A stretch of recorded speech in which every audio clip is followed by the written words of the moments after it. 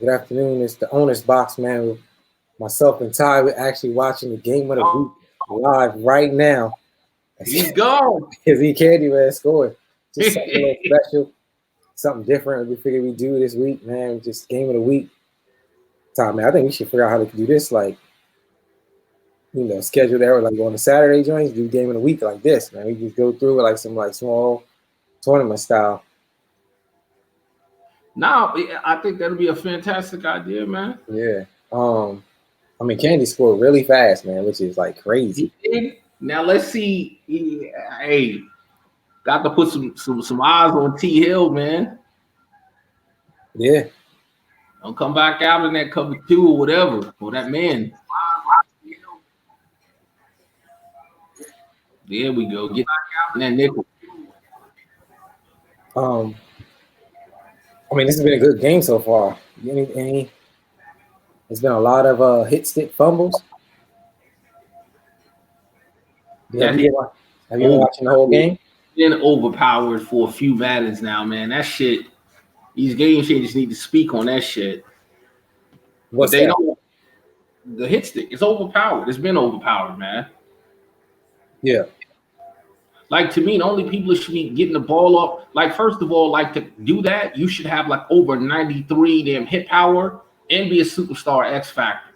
Joe Blow shouldn't be able to run by, and because you damn click down on the damn joystick, get a hit stick, fumble. Yeah, that makes sense. I mean, think about how many actual fumbles you might see in a real NFL game. Yeah. Unless it's like Thurman Thomas in that Super Bowl. It's rare, right? Yeah, but even then, you might see one. Yeah. And the team who he's playing against, they in the Super Bowl too, for a reason. I agree. So yeah, just for the two people. Yeah, for the two people tuning in right now, we've been in time watching it, as most of the people probably are also watching the game of the week. We figured we'd do the show along with commentate on this. Looks like to be a good one here. This is actually the fight for the AFC, Todd, man. Like, whoever wins this is like number one in the AFC, number one in the division. Yeah. This is a huge game. This is a huge drive for the Chiefs right here. Now my question is, do you go for it? If he doesn't get this third down, do you go for it? Yeah, you go for it. I mean, look, Candy got almost 40 points, and you know he's gonna pound the ball out with Gordon. If you don't go for it, you ain't getting the ball back. Yeah, I haven't seen Mahomes really take off and run around this game like I would expect. You know what I'm saying? He took a lot of sacks. Oh man, he's taking a lot of sacks. Kansas City got some good reads, man. Some good safe. Yeah, that's what he's very safe. He's very conservative. He's very conservative. Candy scrambling through all them defenses trying to find something to slow him down. Yeah, but that man-to-man ain't it, though. No, you're right. That man-to-man is not it. And Kansas City smart. Oh, man. Shit. But that's what, that's what Candyman does. He sends that blitz right behind it.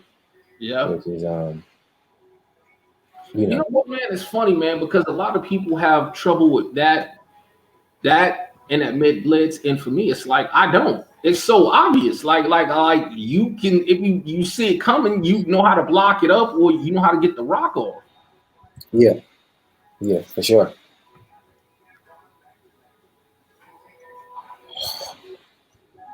Oh man, I don't know if he caught that or is it intercepted. Right. Oh, he just dropped it. Now, on that throw, I would have put an up pass lead. What do you think? Because he kind of like got behind him. Yeah. Well, and he got Mahomes throwing the ball too, so yeah, he's probably gonna be a lot more accurate than the majority of other people. I mean, Kansas City is not down, bro. He's not going down. I like the offense, man. Yeah, he's not going down without a fight. For those who are watching, this is still the Owner's Box. Me and Ty was just, this is just such a good game. We're like, you just watch it, commentate at the same time, and then from here go right into the show. So that's what we're currently doing right now. Like low key, this might sound crazy, but I would seriously slow the ball down here I'd make Candy burn all his timeouts, and if I'm fortunate and lucky enough to score, I go for 2. Oh, yeah, I don't score right there. See, that's what I'm. Yeah, well, I don't score. I mean, I get it. You got to take it when you like. For me, that's why I said it even before he did that. Honestly, I'm like, nah. I'm telling you right now, Candy's just going down the field with Melvin Gordon. He's gonna He's gonna try to win this thing with a field goal. That's gonna be a wrap. He's gonna try to win this thing with a field goal. And Melvin Gordon's having a great game too. Shit, when hasn't he this season? Yeah.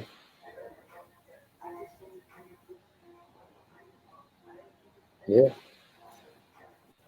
Is he's we'll talk about that top 5 and stuff. What do you think of him? He's easily MVP? Yeah. Yeah. No, I mean, I really like the run you on with Deshaun. Oh, I appreciate that. Just been so dominant against any and everybody. Yeah. I mean, yeah, see, he has 170 yards in this game. That's a regular game for him. Yeah, for sure. Aaron Rodgers has a great passing. I haven't seen none of Tick's games this year, but Aaron Rodgers has he has some good passing, quarterback passing rating this year. Yeah. Is he in that conversation for MVP, you think? Yeah, I mean, yeah. Yeah. He's in that conversation. I just think Melvin Gordon has been so dominant and so consistently dominant. Yeah. Man, that was. I'm trying to tell you, man. Championship players do championship plays, and I'm saying. Yeah, this I think. This is thing that I'm going to OT. How'd that dude get out of that shit? It's either going to OT or it's going to go Candyman by a field goal.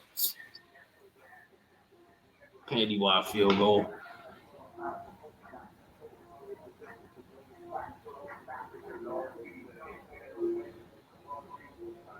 If you're the Chiefs, do you call timeout? Nope. Okay. Ooh. How many does he have? Chiefs has all 3 of his. Candy only has 1 left. I'd be thinking about it, but I wouldn't call one just yet because depending on what time is left, you might need that to try to get back down the field. The only time I call a timeout is if you feel like you can't stop him, because if you can't stop him, he's gonna grind that clock down. Right. What would you do? I ain't calling timeout. I'm gonna let him do it. Either. See, like now would be a well-placed timeout. But Candyman called it. He don't want to go into OT. If Candyman goes into OT, I think he doesn't pull this game out.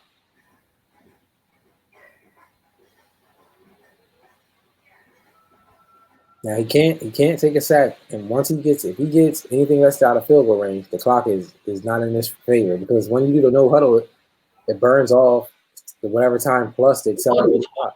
At the end of the game, man. Yeah, man. Yeah, that no huddle is the no huddle plus the accelerated clock burn off is ridiculous. This is the play of the game right here. This is it. Is it? Oh man. Oh. He couldn't have played it no perfect in that.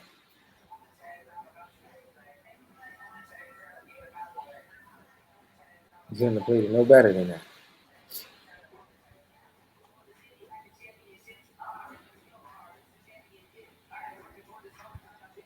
No.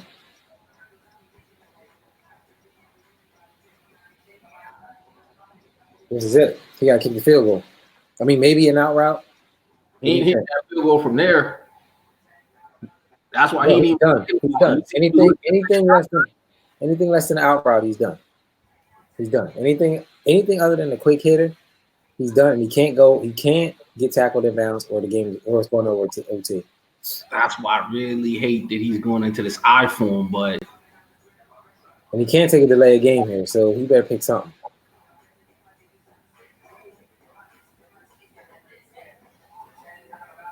Now you just gotta hype up. I had a feeling. That's enough. Yeah, it is. He can't. That's it. He's done. Oh, they jerked it. They jerked the Chiefs on that one. They jerked him on that. Timeout, Chiefs. Yeah, they jerked him on that. That was OT, bro. There's no way he gets that off like that. And that's the game, ladies and gentlemen.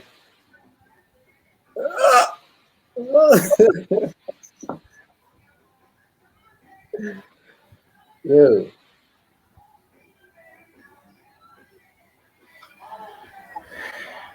Thoughts on it, Ty. What are your thoughts? I told you he wasn't getting it from there, but I mean, he managed his offense as best as he could given the situation. So,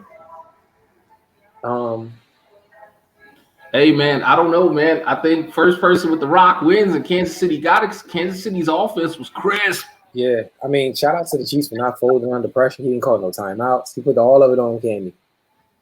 You know what I'm saying? Well, it goes back to what we said, and we both said we wouldn't have called no timeout, and it worked out. Granted, it didn't matter because they in overtime, so he didn't get to use them timeouts anyway. Yeah. Man, you got to be aware of the Hill, man. I don't do man to man here. Hill. Oh, and there it is. That was a high risk, high reward play. It's too slow to go man, but I don't know. It depends though, because if you think about it, when are people typically running man? When they coming at you, so it's risk reward. Yeah, risk reward for sure. I'm gonna have coverage on the back end, but I'm gonna be able to get to you. You will. No, I agree.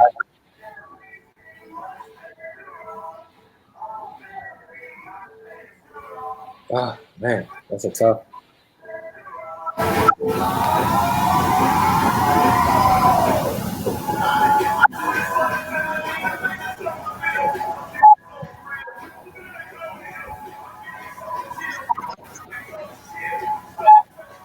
That was very tough right there. Oh, he's wide open in the seam. Oh. Ooh, we probably got a face blast too.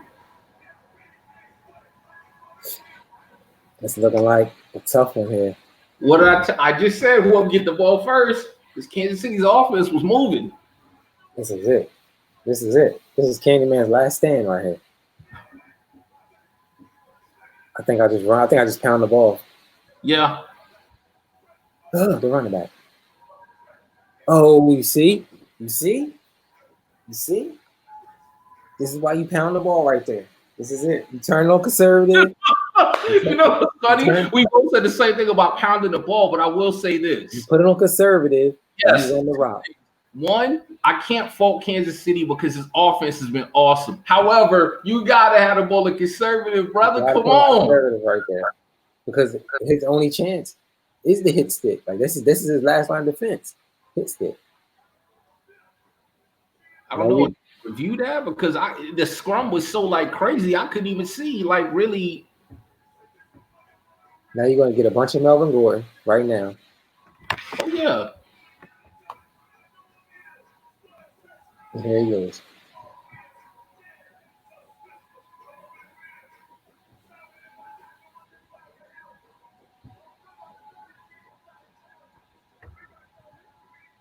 Oh man.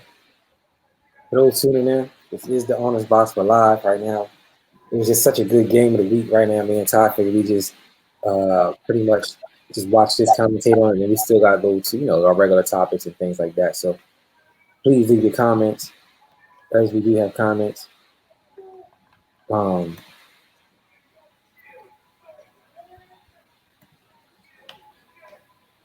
you, Cletus and Don Joe for with the comments. Comments are open. You are on YouTube.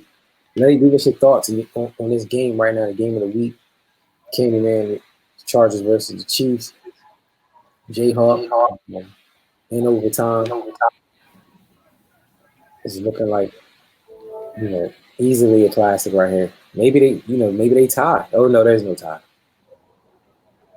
Ty, what do you think? They do like a Paya and Strong and nobody wins this thing? Nah, there's gonna be a winner. Yeah, there's gonna be a winner. Yeah, I agree. And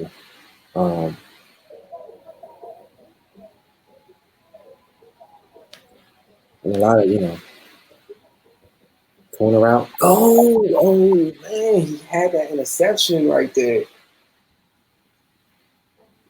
This is also Phil's on. This is the fight for the AFC West, along with the number 1 seed in the AFC. Whoever wins this game is the top. As an episode is top 5, so it's just all in a line. Top 5. So we don't talk about top 5 of the AFC, top 5 of the NFC. Just we spoke briefly on who we thought MVPs were. This one here is looking like to be a thriller.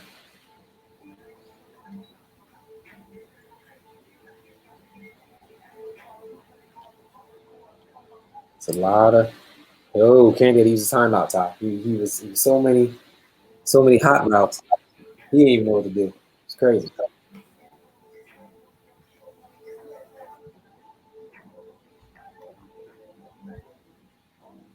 Yes. Someone stop that man. Yeah, somebody. If anybody has the key for stopping Melvin Gordon, please let us know. And keep in mind too, man. I didn't know what I kind of knew, but Melvin Gordon has that extra ability where he gets the extra blocking on his own runs and tosses. Melvin Gordon's a really good back, and being out here in Cali, I get to see him 24/7. So, but I'm surprised his X factor ability is as potent as it is on the game. Yeah. Did you catch the Rams and the Bears game? I did catch the end because Moon hit me up, and I did start watching some of it. Obviously Sunday, chilling with the lady, doing brunch and stuff like that. So I didn't really get to watch the whole thing, but I did see the craziness that happened at the end with that volleyball tip pass that went like 30 yards to the right. Hit the goal post. At the bottom of the goal post. And this, do you go for it here? Or this Candy, you kick the field goal. I mean, you punt it away. Oh wow! And he didn't get it. That's a tough call. Candy's been playing so much great defense. You know what? Oh God, I'd have had to punt it. I'm punting that, bro. I'm punting it. I'm putting it on my defense too. But I can't say that. Well, think about it, right? There's a lot that goes into that mindset. If you Candy, and as good as you're playing, you're giving up points, and you're having a hard time getting stops. Like maybe think about how dominant Gordon been. You think you trust Gordon more or your defense when you gave up 40? Based on that last drive and the way the Chiefs played, I'm going to punt it. No, I'm punting it too. I'm just saying I understand the mindset, though. He has arguably the MVP of the league. He's got almost 20 yards rushing this game, and on defense, he hasn't played the kind of game he wants yet. So I'm saying I can understand why he took that chance. Yeah. Now, did the Chiefs listen to our advice, and put it on conservative, or do you think he's still running free out here? I think he's still running free. I don't think he's on conservative. He's not on conservative. He's not on conservative. He's not on conservative. That's what I think he is either. Look how there's no head down, there's no covering the ball. He's just running out here. He's just running. Like honestly, once I get in range, bro, I'm just kicking my field goal. I'm just kicking my field goal right now and I'm leaving. Yo, I'm chewing clock. I'm not chewing clock. A field goal wins right here. Kick your field goal and get out. There will be no icing of the kicker. Huh? I would like you're right. I would call field goal. That can't even try to ice me right now. Oh, there we go. There we go. No, that's Candy actually aggressive. Good shit on Candy's part. But no, I'm gonna kick your field goal and get out of there, bro. So you know what I'm gonna do? I'm gonna hit him with the pie play. I'm gonna call field goal first one. And then I'm gonna let him try to ice me, and then I'm gonna come out and spike the ball. And then kick the regular field goal with no ice. Yeah, that's what I'm saying. Then get out of there. I ain't playing with Candy right now. Shoot. He gets sticking everything that moves. And all the defense is condensed in that area. Kick the field goal out of there, bro. Yeah. I mean, they trying to strip man on everything. Yeah. But the Chiefs trying to make a statement. Yeah, now you meant hold the calls. Yo, you want to make a statement? Get that go. They ain't trying to get no field goals. There will be no field goals today. I mean, it's working. It's working. I can't fault them, man. I'm just saying, for me personally, I'm getting out of there, bro. Yo, I'm spiking the ball. and I'm kicking a field goal, and I'm walking up out of here. That's how I'm ending the game, bro. And then there it is. Good shit, Lincoln Hector. There it is. I know that's how Kenny felt for real as coaches. Damn it.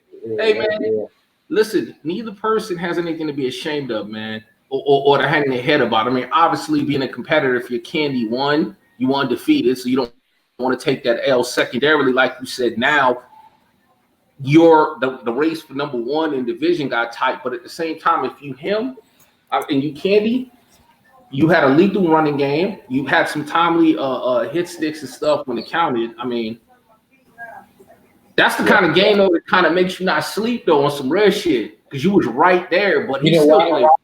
And you know what it's going to be? Should I have went for it on 4th and 5, or should I have punted the ball? That's really going to haunt him right there. He'll probably text me. Actually, I'm gonna text him right now and tell him good game.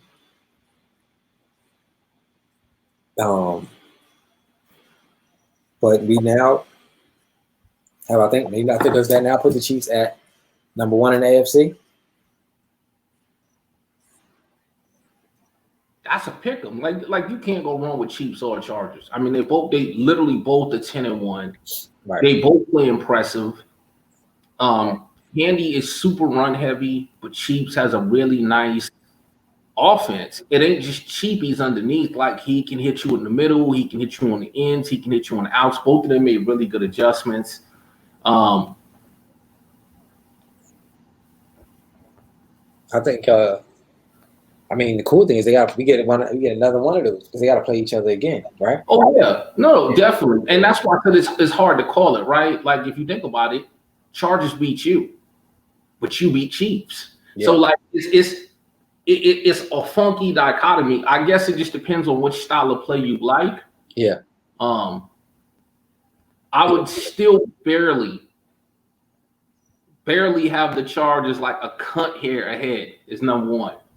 Yeah. He just lost. He's been 10-0. You know what I'm saying? It's up until this point. So yeah, he has the momentum. But I mean, Chiefs does make a good state. I mean, this one does give Chiefs. Listen, man, remember when you was going to play Chiefs and you hit me up and I said to you, I said, listen, man, I'm sleep on Lincoln Hector. I said, dude, been a baller for about 3 matches now. It's just, you don't realize it because dude's he rarely says anything in the chat. He's super quiet. He's not going to pump himself up RVD style. He's not going to draw attention. He just goes out there and plays his games. But the dude's been good like the last 3 Maddens and at the top in the AFC in that playoff race every year. So, I mean, I know what he brings to the table. Yeah, and his game is super, I don't want to say super, but his game is simple. It's not like he's doing nothing crazy.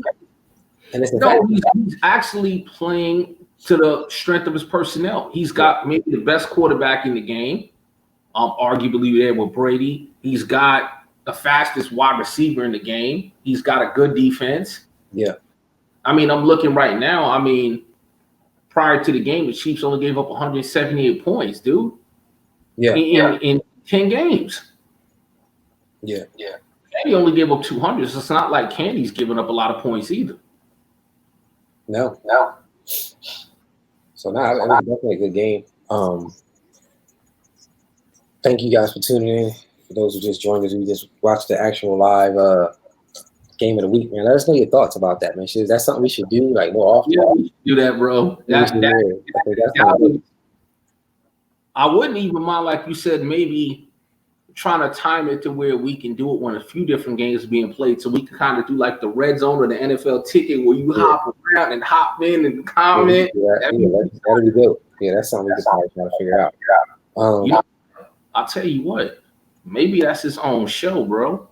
Like the Owner's Box, we kind of talk about any and everything in general about the league, but then we have a different show called something else, Around the Horn or some shit, where we just literally drop in on some games. Maybe that's the show you do during the week, like on a weekend. I mean, a week, like a Wednesday or something. Drop in on a busy game where you know it's going to be a couple of games played. Just hop around and just chat on it.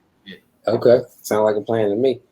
I want to go right into like the week 7 to like the week 11 recap because we're like kind of like the third quarter, I like to call the season, like halfway through. What's been your observation over these last couple of weeks? There's been a lot of good games, man. regardless of what people's records are, like regardless, you know what I'm saying, the games have been good as hell. You know what I'm saying? You know, you hit that right on the head because, well, it makes sense, right? Like people are getting more and more comfortable with it. Think about it. Everybody's had 10 games with their team, so you're getting more and more comfortable with your personnel of what you can and can't do. A few trades have been made. People are getting their schemes down pat. They got their timing down pat, and people are starting to get into their zone. So, granted, I mean, there's still a long way to go for everybody to really be at the top of their game, but I'm not surprised. Like honestly, in the commish chat, that was a big thing that I was really adamant about. That I felt like we had some high scoring games in week one, and it was kind of oh shit, like it's a lot of scoring and yada yada yada. And I was like one of the main ones to go, hey man, like let's not panic. Like it's look at NFL, and you'll see it next week. There's always a bunch of ass kickings in week one.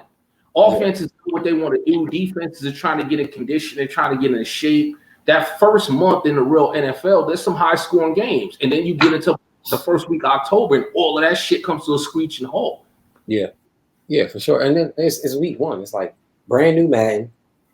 Week one. Some people have new teams. Nobody has a scheme yet. Yeah. On the playbook. I mean, you know, the guys who've been around are probably going to be running the same playbook that they've had every year, you know what I'm saying? So they could just come right, jump out, and, you know, put up 40, 50, 60 points.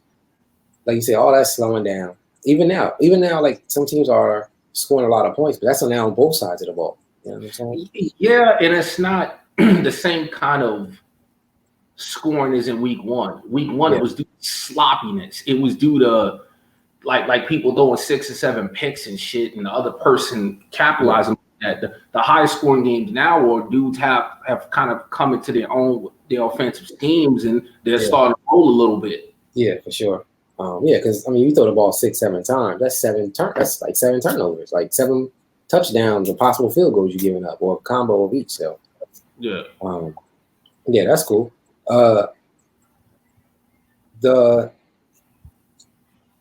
For me, like, it's good to see like some teams like bounce back. You know what I'm saying? Like, for example, like Boone is now 5-5. You know, he was like once 0-5, 1-5, something like that. Yeah, 1-5, I believe. And you're right. The Browns are now back to 500 at 4-4-1. That Ty is probably gonna haunt. But you're right. You bounce back.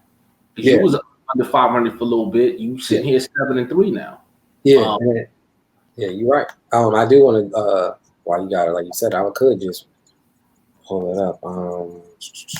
Yeah, I'm looking now. That's on the AFC side. On the NFC side, actually, I just pulled it up. Like, so we do. I don't know if you can see it or not, but I call it the division war. We can just run through these divisions. Like you said, the Browns, they were what, 0-4? Yeah, the whole division, I want to say was 0 and everything. Oh yeah, they were actually down, right? So it's like now. Like I feel like Prime, Bill, and Rel had an opportunity to run with this division while Paya was still trying to figure it out. He lost Metcalf, he lost Chubb, and he was like, oh well, he was winless. But I will say this in regards to Prime. Prime really kind of hasn't had his foot in Madden yet. Every time I turn around, he's on a vacation or he stepped away from auto. So, I mean, not to make an excuse, but I don't think he's really played too many games. And the games he hasn't played, I don't know that his mind is there and he's focused on getting the stuff. But you 100% right. Like, Rel and Bill definitely had an opportunity while Paya was scuffling a little bit to try to get out there. Yeah, now it's like he kind of figured it out. I don't know if Metcalf might be back or not. It's like now the opportunity, that window you guys had, I feel like it's now closed. It is now closed, and he will win this division. I did just play Rel, actually, and I actually just feel like if he can just figure out his scheme, man, like what he really wants to do, the Ravens have potential, man. Lamar Jackson is fast as hell. That quarterback, man, he is fast. You know what I'm saying? His jukes are fast. He takes off. He was like, yo, you gotta like keep a spy on this guy, man. I think I think he has the potential to really do something. I know Bill's kind of figuring it out, still trying to get it together. Yeah. Here's my division here. I figured it out. I'm at the top of that division. Beating the Jacksonville last week was huge for me because we now split. I kind of put the pressure on the other guys to catch up. Set the tone. Is Andrew Luck has thrown like 30 picks or something like that. He's like giving the ball a lot of times. Set the Tone came out pretty good, and I don't know what happened. But he is scuffling. The Titans haven't been in normal selves. Jacksonville's in a dangerous spot right now because with you catching on and y'all series being split, he's a full 2 games behind. He's been kind of there. Yeah. But he's not getting them dubs. He's in a tough spot. Like if he gives ground like even one more game, it might be too much. Yeah. And also, he still has to play the Falcons. He still has to play the Buccaneers.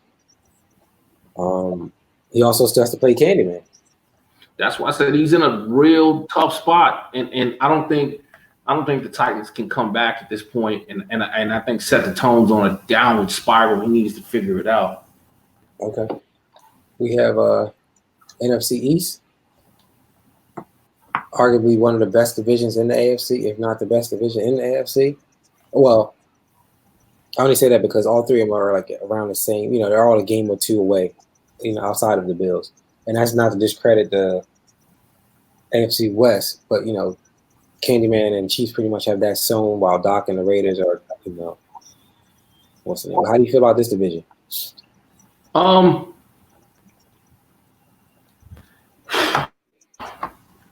The first thing that stands out to me, I give Don Joe, the Dolphins, all the credit in the world. That dude doesn't have a really good roster. His roster is the only roster in the game that was worse than mine. So for that dude to find ways to win and be in it, the thick of it, it's 6-3 with that roster. Got to give that dude a lot of credit for his schemes and the way he's playing. Patriots made an awesome move. Go ahead. I was going to say, here's an interesting stat about the Dolphins. We've played 10 weeks. He's had 5 different players be player of the week out of 10 weeks. Well, and again, that's why I said that's a credit to his That's crazy, right? It is, but if you really think about it, if you don't have a ton of talent on the team, it's almost that next man mentality, next man up, because you don't have that one dominant dude. You know what I'm saying? Like if he had Odell, I'm saying his team has won 5 player of the week awards. You know what I'm saying? And it's been 5 different guys. Like they're all stepping up playing over there, regardless of what. Like you said, his roster is on paper is worse than yours. And that's why I said I give him a lot of credit. The Patriots will look real good, and the Patriots have the personnel to match up with anybody right now. But we've seen this before. Yep. Strong's actually doing it smart. He's got Brady for another season or 2, maybe after this. I mean, Tom Brady is Tom Brady. And then, like on defense, that dude he still got Dante Hightower while he's still young. His secondary is devastating, and he likes to play that quarter man bump and run. And man, this year plays better than it's played in a long time. So you ain't getting separation on posts and shit when he's got the McCourty brothers out there, and he's got Stephon Gilmore, who may be the best corner on the game. And then he's got burners on the side of him. I know he traded Jonathan Jones, or I want to say he still has Crossing. Yeah. So it's real hard that dude's going to be in all of his games. Cletus is another one you got to give a ton of credit to. 8-2. Yeah. That guy doesn't have a great roster right now either. I mean, he's made a few trades. His scheme is prevailing. He's playing smart and safe with Sam Darnold. I really can't call a winner in this. Patriots beat Jets twice, I want to say. That's the craziest thing. Guess what? He beat him twice this year.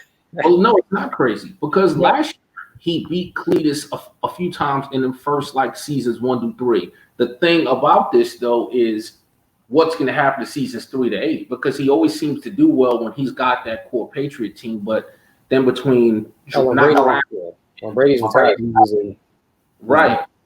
So I don't know. I think the only thing that might hurt Don Joe is sooner or later, like if you're doing it with smoke and mirrors and you don't have a ton of talent, sooner or later when you play somebody that's as good as you and they have talent, it's hard to overcome that. But that division's up in the air. Yeah, I agree. Because to me, all three of those guys, Patriots, Jets, and Dolphins, could come out of there. Yeah, and I'm a huge fan of Rose the Third, the Dolphins running back. So yeah, I'm a huge fan. All right, next division we have AFC West. We just seen the top two teams go at it. Doc started out 2-0, right, and then hasn't been able to get it together since. And I don't know what's up with the Raiders. I don't know what he's, I don't know if he's still trying to figure it out. He needs to make some moves. I know he does have Antonio Bryant. But he also lost Khalil Mack. What are your thoughts on this division? Obviously, it's a two-pony race. I really think it's going to come down to it's up for grabs. It's going to come down to common opponents, and it's going to come down to the game they play each other again. It's that simple. The only person who's beaten Chiefs all year is you. Even Candy didn't have their problem. So at the end of the day, it may come down to their second game against each other. It's that simple. Yeah. And I lost to Candyman by 3. So. Right. Because had I beat him, Chiefs would be, 10-1 and Candy be 9-2. But either way, they get to play each other one more time. And I think that's really what it's going to boil down to. I actually spoke to Candyman. He said, I told him, he said, it was a classic, and he felt like he choked. I told him he played great. He thought he should have punted. He said, but he hadn't stopped his offense. It was a nightmare. He said, he said he had a pick 6 early when he threw to the running back on a swing pass. Commentary with why he went for it with Gordon, because I said we've all been there. Like, everybody is a preference, right? Some people are defensive minded, some people are offensive minded. So if you asked all 32 owners, if the game was on the line, who would you rather have out of your offense or your defense? Some people prefer their offense, some people prefer their defense. You can't say either one is wrong. It's where you're comfortable. And if just looking at the game, I could tell by the way Candy was going through all these different formations and some of the things he was doing, he didn't have an answer. So if I'm him, and I have arguably the best offensive player in the game, I'm taking my shot. Yeah. How often do you see Melvin Gordon stop like that short? True. I mean, it was so many turnovers. They were going back and forth. I feel like. Now I'll tell you, you got to earn it, bro. You got if you're gonna win it, and I can't stop you. At least gonna start from the other 20. You're not starting from my 20. Well, but see, now here's something I've done in the past. Now I'm gonna tell you exactly what I would have did differently, though. I don't have a problem with him going for it because he was comfortable with his workhorse. Yeah. I'd have come out some play action shit and made him bite on that run because everybody in their mama knew the ball was going to Gordon and hit it with something underneath. Yeah. But, that's just kind of the way I seen it. But yeah. And he said that, he said it was tough, having to worry about the bomb to Hill every play, because of speed. Yeah, man. That's what I told him. I told him that before the game. I said, look, man, 2 things you got to do. You got to watch Hill on every play. And you got to keep a spy on the field just in case. I said he doesn't really run with the quarterback, but just in case, he might take off on that 1 3rd down. He might take off. You know what I'm saying? So I either way, it was a great game. It could have went either way. I don't fault Candy for the punt. I just know I don't either. I don't have a problem with the call. I don't fault him. I thought he left it all on the field. He did because had he got the first, we having had a conversation. You know what I'm saying? So. Well, that's why they second guessing. I knew immediately why he did it, and I was supportive of it. I knew why he did it. For sure. Let's go to the NFC now. Look at this division here. Man, give me 1 sec, bro, because that one's going to give me 1 sec. Okay. So, I mean, for those who didn't get a chance to tune in earlier, we did do like a live game of the week recap. We talked about weeks 7 to 11.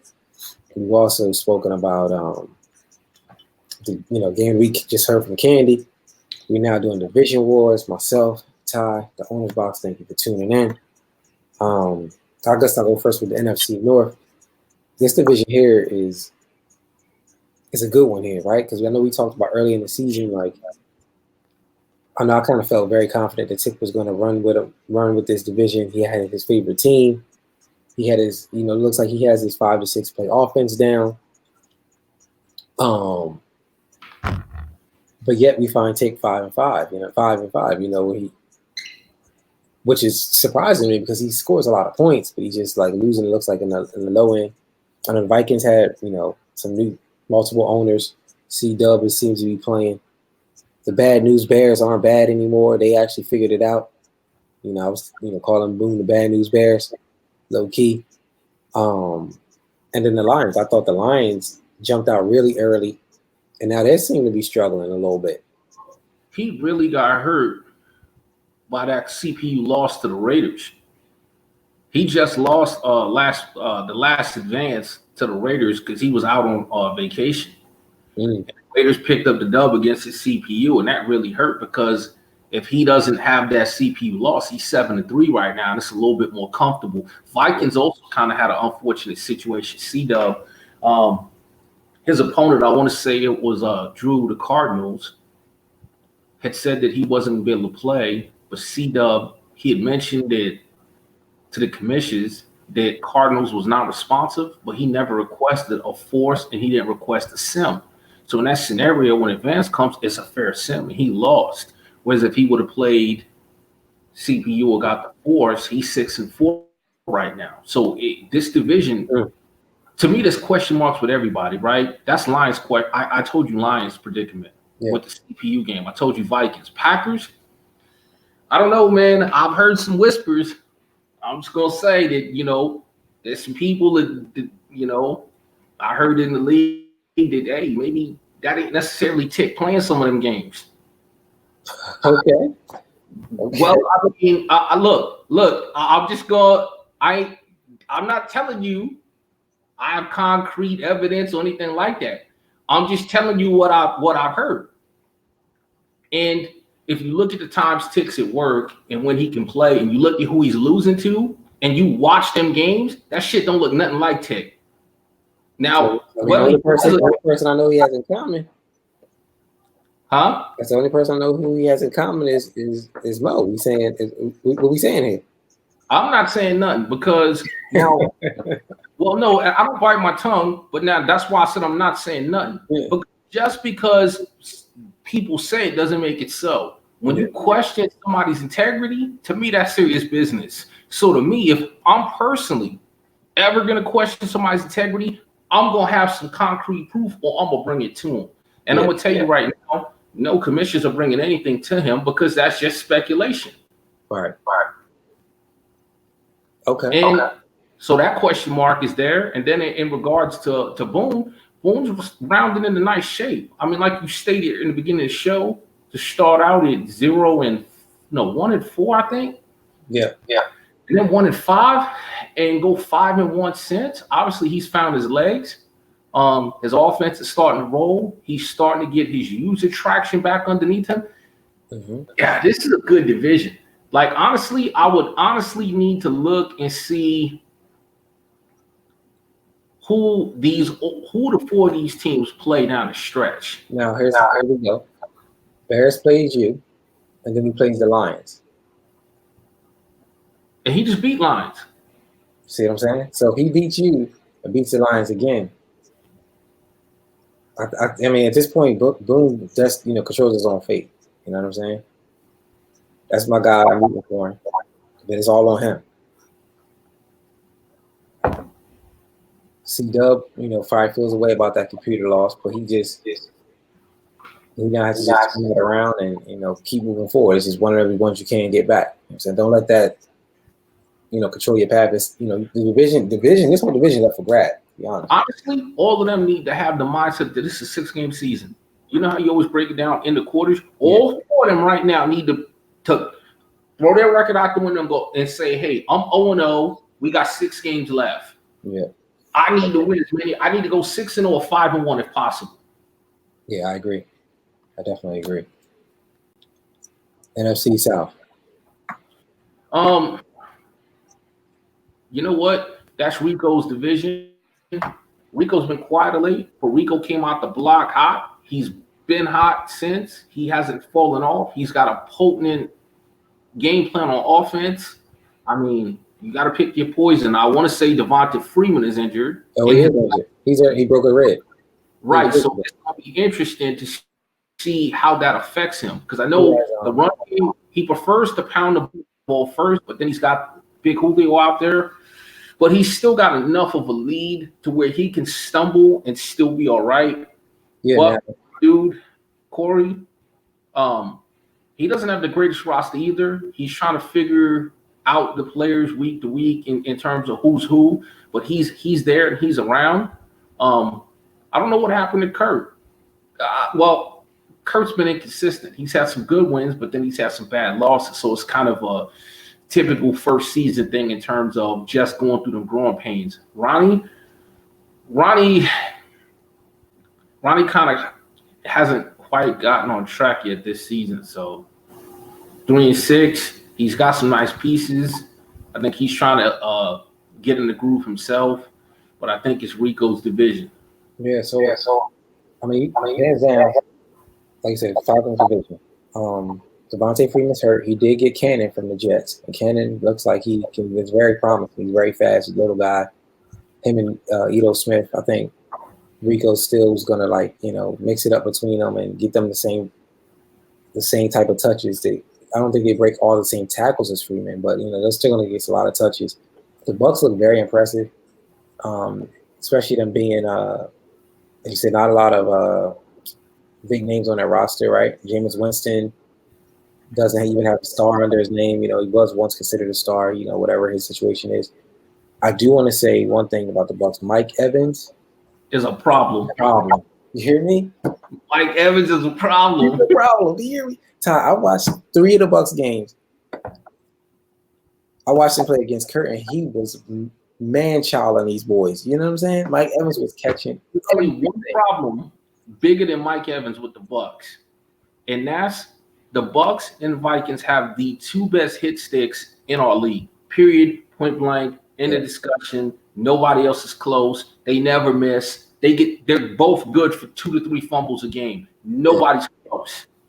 Yo, Mike Evans, he was doing some good. I wanted to trade. I was like, I'm about to hit this man up and ask him, name me a price for Mike Evans. He would catch everything, everything, So it's gonna be, and I think the Falcons and the Bucs play each other next week, so we'll see how that pans out. Me and Kurt, that's my family. It's like I know he's been trying to figure out his offense. He uses a playbook. And he was like, I'm gonna try to go to custom because everybody's moving to custom. And he's like, this custom thing ain't really working. I need to go back to my regular playbook. I'm like, yeah, go back to what you know. You know what I'm saying? I do feel like Ronnie does have a lot of pieces, but he's only using one piece. He's only using the receiver. Like, if you look at all his stats, his receiver dominates. It's like McCaffrey's not getting his running back's not getting that many touches.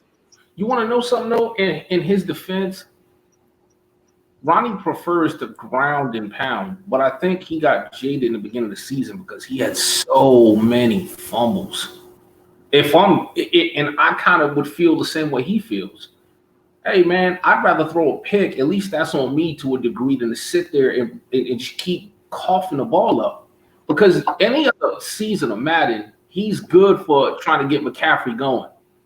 Now, if that's the case, he had 8 weeks to ship him up out of there. Why not just ship him up out of there? I mean, let that be somebody else's problem. Okay, but maybe he doesn't feel that McCaffrey's the problem as much as he feels the game mechanics and there are too many fumbles, period. So if you have that mindset, why trade McCaffrey for John Smith when John Smith's going to fumble the ball just as much? Well, give me McCaffrey then. Now, I mean, that depends, right? Because, I haven't really fumbled that much. Well, my running backs rarely fumble. You know what I'm saying? So it might be a McCaffrey thing. I'm talking about what he been through. Yeah, I'm just saying. I mean, and I feel like even in this man, everybody has a 1-2 punch, right? A lot of teams have a 1-2 punch when it comes to the running backs. Do the Panthers have a second option? You know what I'm saying? If McCaffrey is the guy fumbling the ball, then maybe he doesn't need to be the feature back. Maybe he needs to be the receiver back. He's been mixing it up. With his run, but everything you're saying, I know what you're saying about he's been a one-trick pony to DJ before, but he's got some solid pieces. Again, it's one, that's a lot of trial and error for a lot of people right now. What works, what doesn't work, who's a keeper, who's not a keeper, Who can I count on in the clutch? Who's going to make plays? Who's not going to make plays? Sometimes you can be lucky, like you, and be sub 500, but figure it out and take off. And other times you could be like Ronnie. You're trying things and they're not working and you're getting losses, but it'll serve him well down the line. Probably not this season, but he'll use this season to try to figure it out so that next season he's kind of hit the ground running. Yeah, if he does all that and more becomes an X factor, then I feel like it's all worth it. You know what I'm saying? But if he has a lot of good pieces, man, and it's like I'm saying I like his defense. I like Brian Burns, man. He got a lot of good players, man. It's like, yo, you got something with this team. It's like just use I think your results would be different if you would just use, like you say, play to your team's strengths. You know what I'm saying? That's just my thoughts on that division. NFC East. There's a lot of talk out of the NFC East. Trucks got the division. I think Cowboys is. So you saying are we saying Moondog's run is over? Yeah. Moondog is doing what Moondog does. He got off to a hot start. I do think it's over. He's on a slide down. I don't know what his schedule looks like, but there's certain people in the league, and I've said it, that mentally take themselves out of games. And I think he's in one of them type of slides now to where his confidence that he might have had early in the season is gone. I think Truck's supremely confident right now. I'm too far behind to catch him, and Eagles is too far behind to catch him. So I think it's safe to say that he's going to win the division this year. You know what? Yeah, I don't. Cowboys is the only one that could have a shot, but I'm not seeing it. He's scored 167 points. He's given up 254. He's on a downward spiral. I'm too far back to catch him, and so is Eagles. Yeah, I mean, to go 4-0, and then lose five straight. That's tough. You know, I know Jerry Jones is not happy out there in Arlington. Well, that's what I'm saying. We've all been in them scenarios. Like sometimes when a myriad of things go bad, instead of writing the course and sticking with it, like we talked about Boone coming back, that takes a certain mindset. We talked about you coming back. That takes a certain mindset. The average person, probably 75% of the league, when things start going bad, it's kind of that hey, here we go. And once you have that mentality, it's going to go the way you think it's going to go. It's a self-fulfilling prophecy. Yeah. Like the man that lost 5 in a row, he's probably thinking right now, like think about it. He was 4-1 at one point. He's 4-1. Right. So, I mean, he's sitting there and in his mind, I can't beat anybody. He's only scored 167 points. Not that that's shabby, but he's probably feeling like he's not able to move the ball. I think Truck's got the division. Yeah. And then keep in mind, too, man, a lot of people, you know, it's like when you first jump into the ring and, you know, it's all new. Nobody really has tape. Now that we've seen you 5, 6, 7 weeks in a row, people watching you, you know, your plays and everything you're doing, you know, it's a little different now. You know what I'm saying? That one play that worked them first 4 or 5 games doesn't really work. Or somebody's standing there now because they've seen it 6 weeks in a row. You know what I'm saying? Yeah. Now, I do want to go back, even though we're in NFC East, because I always like to clarify and make sure there's no misunderstandings on anything I say. Okay. I want to go back to what I said about Ted. I'm saying, and it's kind of a compliment in a weird way, Tick is one of the best players in this league. So to see him scuffle and lose to people he shouldn't lose to, maybe that's just what it is. It's season 1 for him like everybody else too. I know he has an active life outside of work in terms of jobs and stuff like that. So maybe he just hasn't had the normal time that he normally has put into the game. And maybe that's why, you know, you see him drop some games he shouldn't drop. So it's kind of complimentary that people think maybe he's not playing some of them games because they expect so much for him and he has the bar up here. It'll be like seeing Cletus like 1-9, like you would kind of be like, what's going on there? Yeah. You know what I'm saying? Like something ain't right. So I want to clarify something. I wasn't accusing him of nothing. I'm saying I've heard it mentioned a few different times by a few different people, and it kind of made me think. But again, I could be guilty of what I said, just expecting a certain level from him. So seeing him not there and losing to like a Moondog, it's like, whoa. But he's human too. So I want to clarify that I wasn't accusing him of nothing as much as I was saying. I've heard the rumblings. Yeah, I understand. I understand what you were saying. Right. Yeah, I understand what you were saying. So it's all good. Now, I spoke to Mo about his performances, and he said, you know, he always starts off like this in every Madden. I said, okay. Is that what you? So season 2? He said, I won't be like this in season 2. Well, I'm glad he said that because cool. that's literally how I feel. Like I'm 2-8, and it's funny. Boone called me today. Me and him was talking about this, and Cletus said the same thing. I just played Cletus. The game came down to the wire, and it's like every game that I've been in, and I think you've seen some of them have said the same thing. It's come down to like the very end of the game, and I've been in every single one of them. So it's like the weirdest 2-8 ever because it's like I'm not getting blown off the field. I don't look like trash. I just can't seem to pull it out, which going back to what I've been saying out of day one, I hate to make the excuse about the roster because I got to play with who I have. Yeah. And my boys are doing the best they can, but I think that when you don't have talent, you can only do so much for so long. Like when you get down to the meat and potatoes of a game and it's on the line toward the end and you're running dudes out there that are kind of generic dudes or dudes that, like, I can't tell you how many picks I've dropped in the last part of the game that could have sealed the game. I just lost to Detroit. He edged me out. I dropped the pick in his red zone. That the game would have been over. Yeah. Because I'm running out there with damn Jonathan Anderson. And if I asked 10 people to tell me who Jonathan Anderson was, they probably like, who? Now, if I got John Smith, the good guy there, it's a different thing. So definitely not making no excuse, but I'm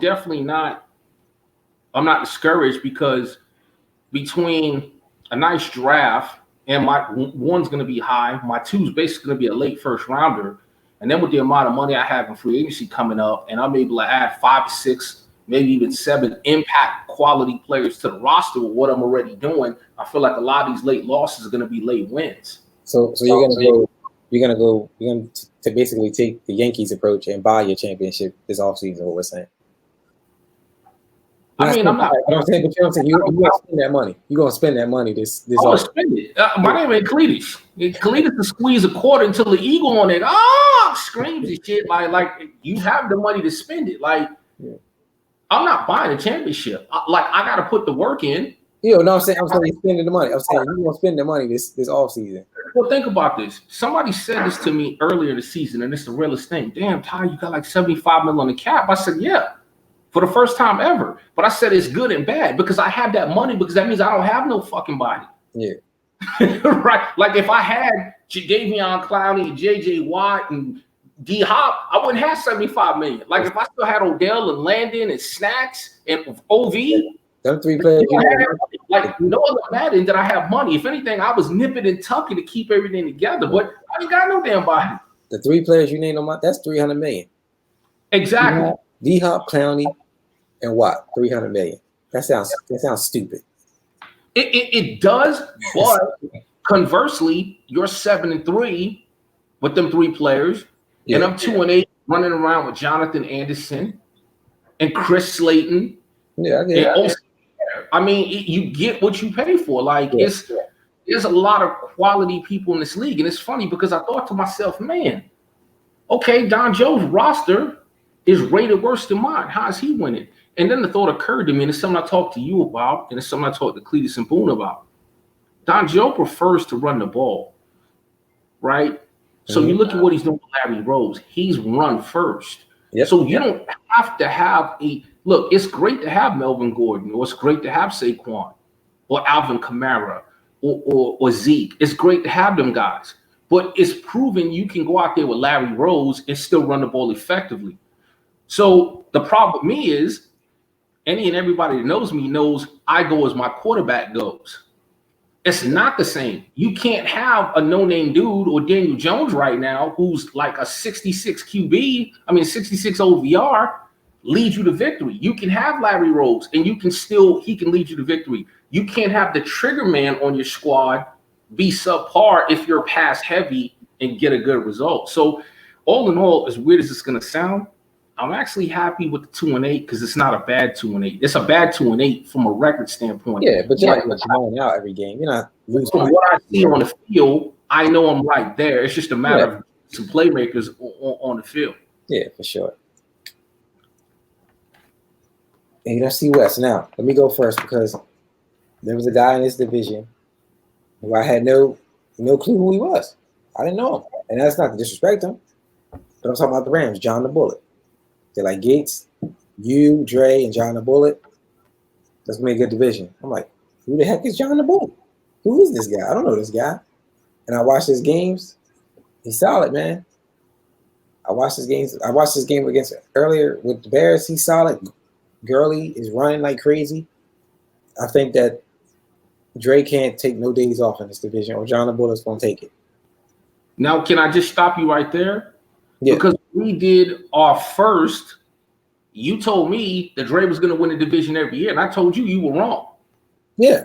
I knew John the Bullet, and I said, hey, man, bro, I see that dude get Cletus and any and everybody all they can handle. Just because you don't know him don't mean he's good, but I respect where he was coming from. You can't speak highly on somebody you don't know nothing about. But me having seen him play, Dre's a damn good player. All I was saying is, hey, John the Bullet's not going to sit there and give up that division. It's going to be some. Right. I mean, Dre still winning it, but yeah, I see okay, Dre, don't hit the cruise, or John the Rams are like right on you. You know. Hey, you know what? Flex, the Seahawks was actually, he started out pretty good, and he's dropped a few games. This kind of brought him back down into that 5-5 range, but he was playing pretty good at one point. And True, the Cardinals was actually playing pretty good, and he's lost quite a few games of late, but I know he's trying to figure that team out. He beat Dre today by 1 point. Huh? He beat the 49ers today by 1 point. Oh, wow. Yeah, he actually won that game today. And that's what's so crazy about this Madden. Because Dre went into that game 8-1, looking at the 2-8 Cardinals, and probably thought, hey, man, this should be me. And that's what happens. Like you said, like the records don't matter at this point in Madden. Like it's some crazy teams that just got bad records. That like if you go in there, I was teasing Boom. Because I've been competitive with every single body I played. And I told Boom, but Boom knows me. And I'm like, hey, bro, I know you hot right now, but you come to New York thinking, hey, man, like it could be a problem. Yeah, I mean, there was a time when Kenny talking. He had like a 3-game run, but he only won by a field goal. He was like, yo, I was like, yo, I thought you were going to lose them games. He's like, I did too. He was like, I only won them things by 3. And for me, I was like, oh, they're clear wins. And, you know, that's what, regardless of what people's records say, this first season has been super competitive. And 1 or 2 plays have changed the outcomes in a lot of these games. I will say that as I've been watching them. And it's been very fun, very competitive. Even with the trash talking and all that, I feel like this is a very good first season. I do want to, I said I have the screen up. I do want to talk about just some stats. I know Rico had wanted to discuss some like top 5 things. And we could just run through these quick. And we kind of spoke on it earlier. How do you feel about this MVP race right here? I'll bring it up now, bro, because I get like a monocle to see that screen. Yeah, I'm sorry. Yeah. No, it's not you. I mean, it's just, you know. I'm really surprised to see Jameis Winston in the 2-hole. Shit. Yo, Jameis Winston is only 100 and something yards behind me in passing because Aaron Rodgers first. I'm second. He's third. But he has the most touchdowns. Jameis Winston does. Wow. I definitely think Melvin Gordon's the MVP. I mean, it's hard. I mean, you saw my Aaron Rodgers earlier. He's 5th. I mean, right? Look who's 7. Yeah, Larry. Yeah. Look who's 7. That's my guy. I like that guy. Look, I said this in the beginning of the year. The biggest mistake I made so far in this Madden was seeing Cletus drop Larry Rose and not taking him. Because I'm telling you right now, I had it in my mind to take him so that Don Joe couldn't have him. Period, point blank in discussion. Don Joe's my dude. So Larry Rose was on Cletus' team and he cut him? Larry Rose was a free agent and Cletus picked him up. And I know he picked him up because he seen Doc Joe do damage with him, but Cletus had to make cuts and Cletus cut him. So when I see him get cut, I was going to pick him up. Now, obviously, I don't need him with Saquon, but I wanted to take him just so that Don Joe couldn't have him. And then I thought better of it and I said, I'm not going to be spiteful. And now look. Now, I will say this. Hey, if Don Joe was in the NFC, I was taking that dude. Period, point blank in discussion. Like Cletus is spiteful. Cletus should have kept that dude, knowing Don Joe's in his division, and that's his bread and butter right there. I'm surprised Cletus let him go. That's not a Cletus move to let him go. Yeah, I actually tried to trade and get Rose, and Don Joe was like, no. I was like, what? It's like, who is this guy? Like, who is this Rose kid? I ain't even never seen him. He was so far in his depth chart. I was like, he'll probably just trade him. He's like, nah, that's my number one guy. I was like, okay. Everybody on this list has been playing very well. There's been a debate, man, and just in the Madden community alone, that DeMarcus Lawrence is like the best end on the game.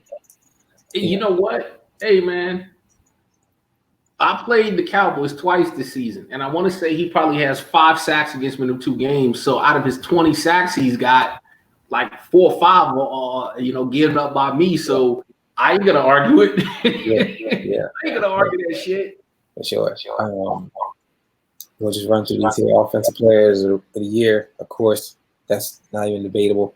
Le'Veon Bell has been looking good, but there's no comparison here. Cashman, leading the league in interceptions. Hey, man, just play Cletus, and I'm going to tell you something right now. You talk about fast, man. He's got his 90 speed. Man. 90 speed. And the agility and the acceleration. Blake Cashman, hey, man, I see why he's up there. Yeah, for sure. Hey, Don Jones been doing pretty damn good with Shaquem Griffin, too, though. Yeah, he's here, number 3. Yeah. Candyman's been getting what was this? Free. He's been getting sacks every game. Even though their record's 4-4, he has 2 guys up here who's been balling. And then Don Joe has 3 guys up here. Yeah. Top 10. Something's happening in Miami. Whether people are noticing or not, something's happening in Miami for sure. Offensive rookie of the year. He gave up 3 pieces for the man. It's only right he's up there. Josh Jacobs. I played against the Raiders, man. He's kind of hard to tackle. I'm saying I don't know if you played the Raiders yet, but he's hard to tackle. Yeah. Defensive rookie, of course, Cashman. Hey, man. Hey, that damn little Andy Isabella, number 8. Cletus just got him from the Cards. Yeah. And I'm telling you right now, the way he's using him, I wouldn't be surprised to see Isabella shoot up this chart. Yeah, for sure. I actually had the opportunity to get him, but I didn't want to take the cap hit because the Cardinals had wanted Roby, and that was a $10 million cap hit. He was like, "Yo, give me Roby, I'll give you the receiver." And I was like, "I can't do it." And then Cletus ended up getting him. How you feel about this list here? This AFC quarterback race. Give me 1 second because I clicked off of it by accident. I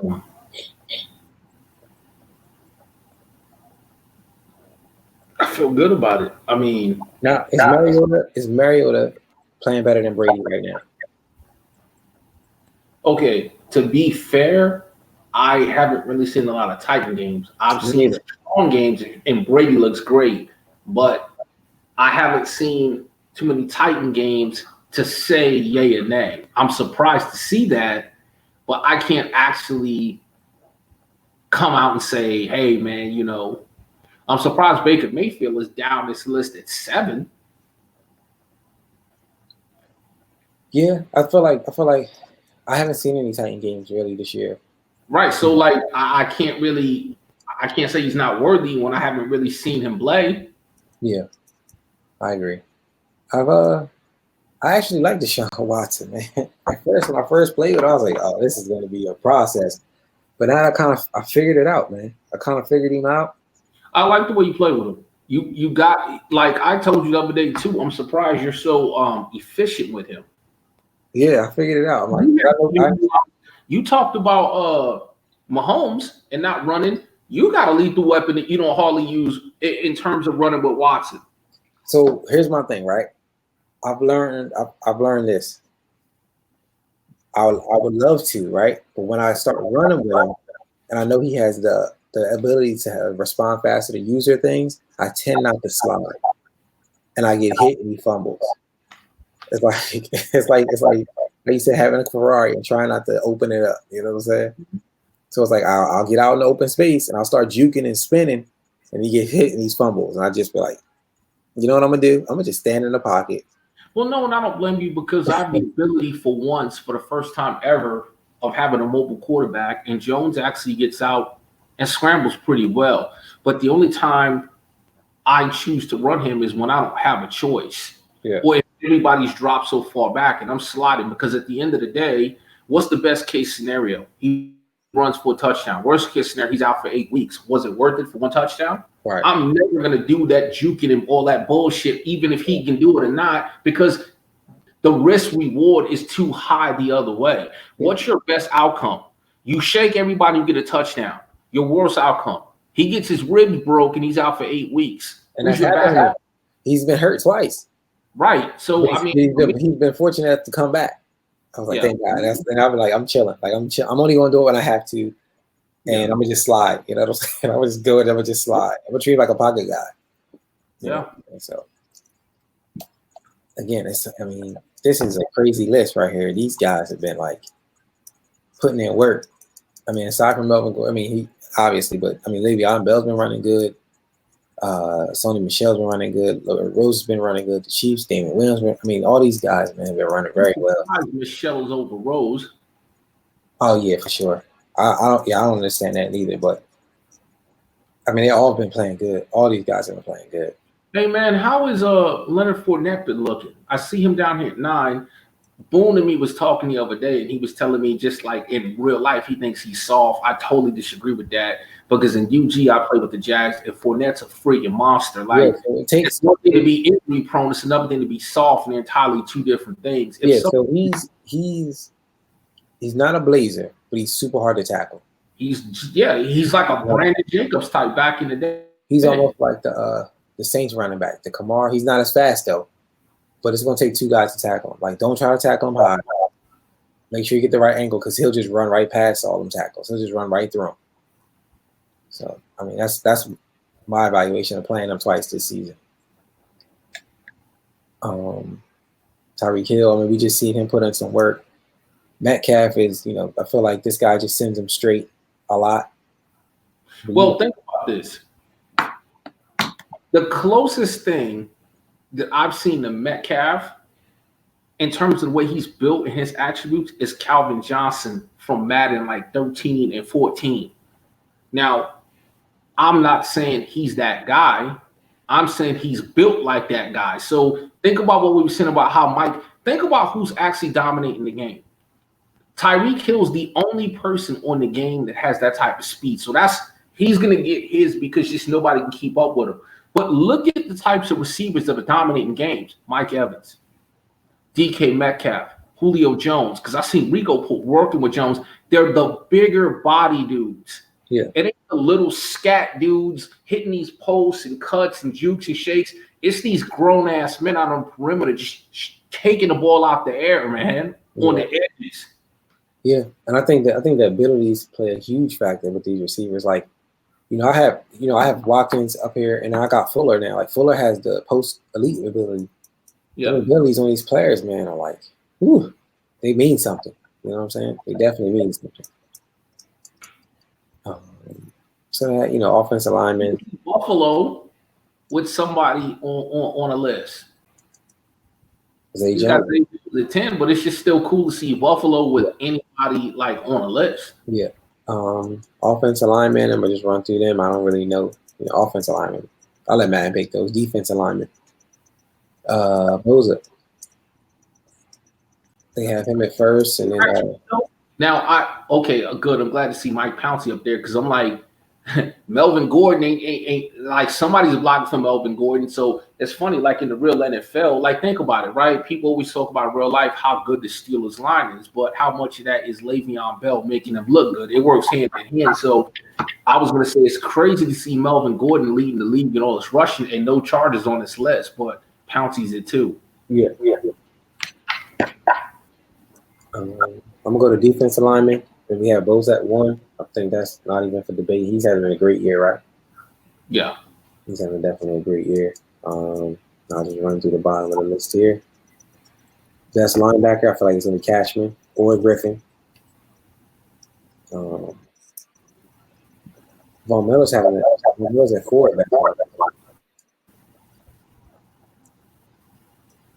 Any thoughts on that? Yeah, the Dolphin up there, Kiko Alonso. Yeah. Goes back to what you said. Yeah. Best DB in the AFC, we have Eric Berry. I mean, again, something's happening in Miami, whether people want to wanted that dude, but Joe was the one person that got the pick ahead of me. So I wound up taking Jalen Myers, who's crushing it for me. But yeah, Eric Berry would have been the dude I took too. I mean, it's freaking Eric Berry. Yeah. I mean, Michael Hyde is number 2 at best DB. Yeah, man. That's why I said, hey, look at make a pick. Think about this. Eric Berry's 1 and Fitzpatrick's 2. So that's a tough safety tandem to deal with. Yeah, they got Fitzpatrick at 3. See, and this goes back to what I was telling you earlier about Candy. Yeah. When I said, look, he's got some quality corners, but Hayward is slower. Desmond King is slower. So you really and then, hey, you know what's crazy? He has 4 people on that best DB. Berry's at 1, Fitzpatrick's at 3. Eric Rowe is at 8 and Xavier Howard's at 9. You ain't really throwing too much of him on the Dolphins. Right. I thought I was doing something when I had 2 guys up here. He has 4 guys up here. Although I will say that I'm a firm believer, even though the stats are saying this, that the best secondary in the game is New England. I've seen Strong play against a bunch of people, and they ain't no outs over there. 0. You know I'm testing. I got him in 2 weeks. I'm testing. Good luck with that. Yes, and I got one. And on top of that, I wanted to choke. Who was it? Maybe was it John the Bullet? It was John the Bullet. How you gonna get that man gonna keep to leave on top of what he already has? Right. That dude sitting there with Stephon Gilmore, Jason McCourty, and Akeem Talib, man. Damn. Yeah. So I moved on to the NFC Offensive Player of the Year. They have Jameis Winston at number 1, Aaron Rodgers at number 2, and Carson at number 3. Hey man, Boone's really coming on with Chris Carson. Yeah, that was his best move. You said Rodgers putting in work, so I'm not surprised. And you hit me the game with Jameis. So I mean, that 3 is solid. Yeah. And you were talking earlier about Gurley doing this thing. So that 1 through 4 is solid. And then Drake always really does well with that Breeder kid. Yep. Is nice. That Breeder kid is nice. Kamara. Real quick, going back to what we said at number 8, there's Devonta Freeman. So we're really curious to see now how this affects Rico. Yeah. Because if he's got broken ribs, he's at least out 4 to 5 weeks. Yeah, for sure. Defensive player, DeMarcus Lawrence. Even at 20-something sacks. Yeah, they have more. They have Seahawks. Bobby Wagner's still doing his thing at 40 years old. He's still up there. He's not 40, but he's up there. Yeah. Moondog. All of the talk at the beginning of the year was how dominant Aaron Donald was. To see him down here at 5. But then again, I know Boone's been saying all year long that he hasn't been able to really get Mac off. So to still see Mac at 10 is cool. But to see Mac and Donald, arguably the top 2 defensive players in the entire game, at 5 and damn 10. I think that it's hard to get these guys, the more talented players, man. Especially when people ID in the Michael. Now we got this new double team function. These guys. Boone told me something I think that makes sense. And that's sometimes, go back to what you said about Deshaun and the Ferrari. Sometimes having them types of players takes you out of the way you want to play because you find yourself trying to run your games through those guys because they're those guys. And I think that hurts you somewhat because you can ID the Mike and double team all day long. At the end of the day, if Aaron Donald's being double teamed, there's somebody that's got no coverage on him. So then that means there should be another Rams defensive player high on this list then. So it ain't just that. Yeah. I agree. That's a valid point. I mean, people coming to play, man. People are figuring out how to get these players free. We have what's his offensive rookie of the year? Mm-hmm. But it has Darren Sproles at number 2. Bro, I seen that the other day, and I'm like, something's broken there. First of all, I don't know why he's there, because speaking of dudes, he's 40 years old. These Sproles is about 40. I don't know how he's there, but yeah. I mean, he's so old, they didn't know where to place him at. They're like, just put him with the rookies. Put him in the rookie section. But see, now, going back to what I said about taking my lumps. Look who's number 3. I was going to say, and he should be too, right? Yeah. Possibly he messed around, could get rookie of the year, but he's 3, and then look who I got at 6. So it's like I'm taking these lumps now, but it's going to pay off. Yeah, for sure. I like that damn rookie right there. Slayton, the receiver, 93 speed, big body. Yeah. There's some guys on this list. Defensive rookie of the year, Darnell Savage Jr. from the Packers. Devin White. Devin White is nice, man. I tried to get Devin White before your buddy took the owner of the Bucks. That's the dude who I'm really big on right there. Number 3. He's got some pieces. Now, I'm going to go ahead and give the devil some of his due because I'm going to go back to something real quick. I like the kid. Montez. Yeah. Offensive player of the year, number 10, Darius Geis, right? Now going back to the defensive rookie of the year, you see Montez Sweat there. You know what? Trump's got some nice pieces there in Washington too. Yeah. Sweat, I want to say Sweat is like a 90 speed dude. He is a 90 speed dude. He is a 90 speed dude. Now, is this Bosa related to the one in Chargers? Yeah, that's his brother. That's little bro. Okay. That's Joey Bosa's little brother. Okay. I mean, because he's right up here at number 7.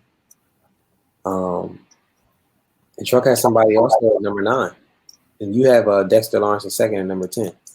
Yeah, and I effed up with Dexter Lawrence too because Dexter Lawrence he's one of them dudes in these 500 plays to unlock his shit. And I didn't realize it until like 3 games ago.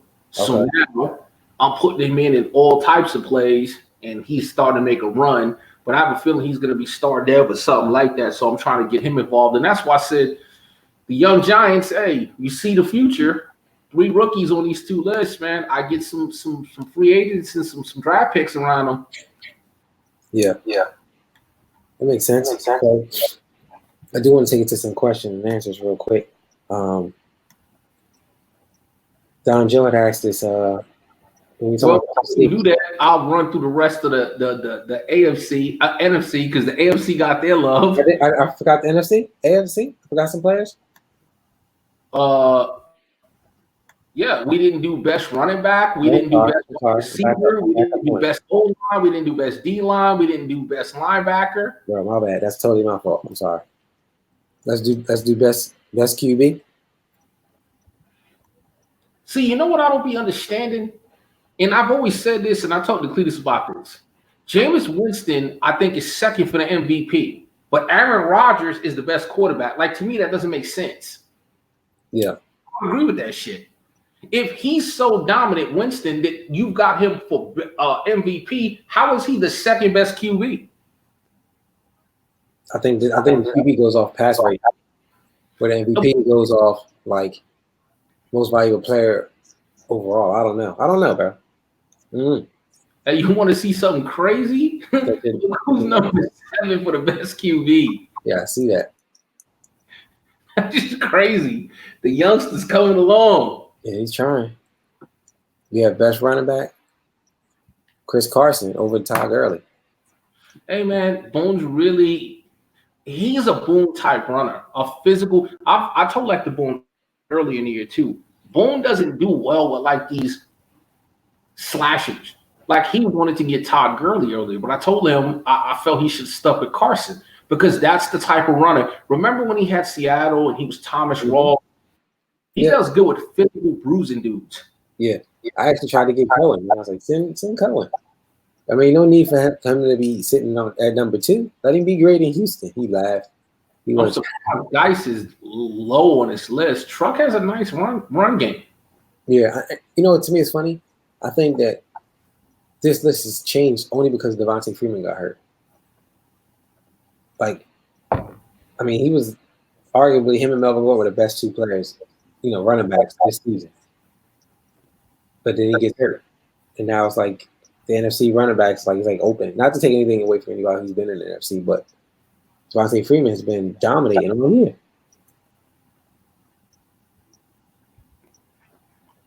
And I'm looking at best wide receivers. That's what it does. I'm surprised to see Evans at 5. I thought he'd be higher. Not over these 3. Not over these 3, because Okay, but higher could be 4.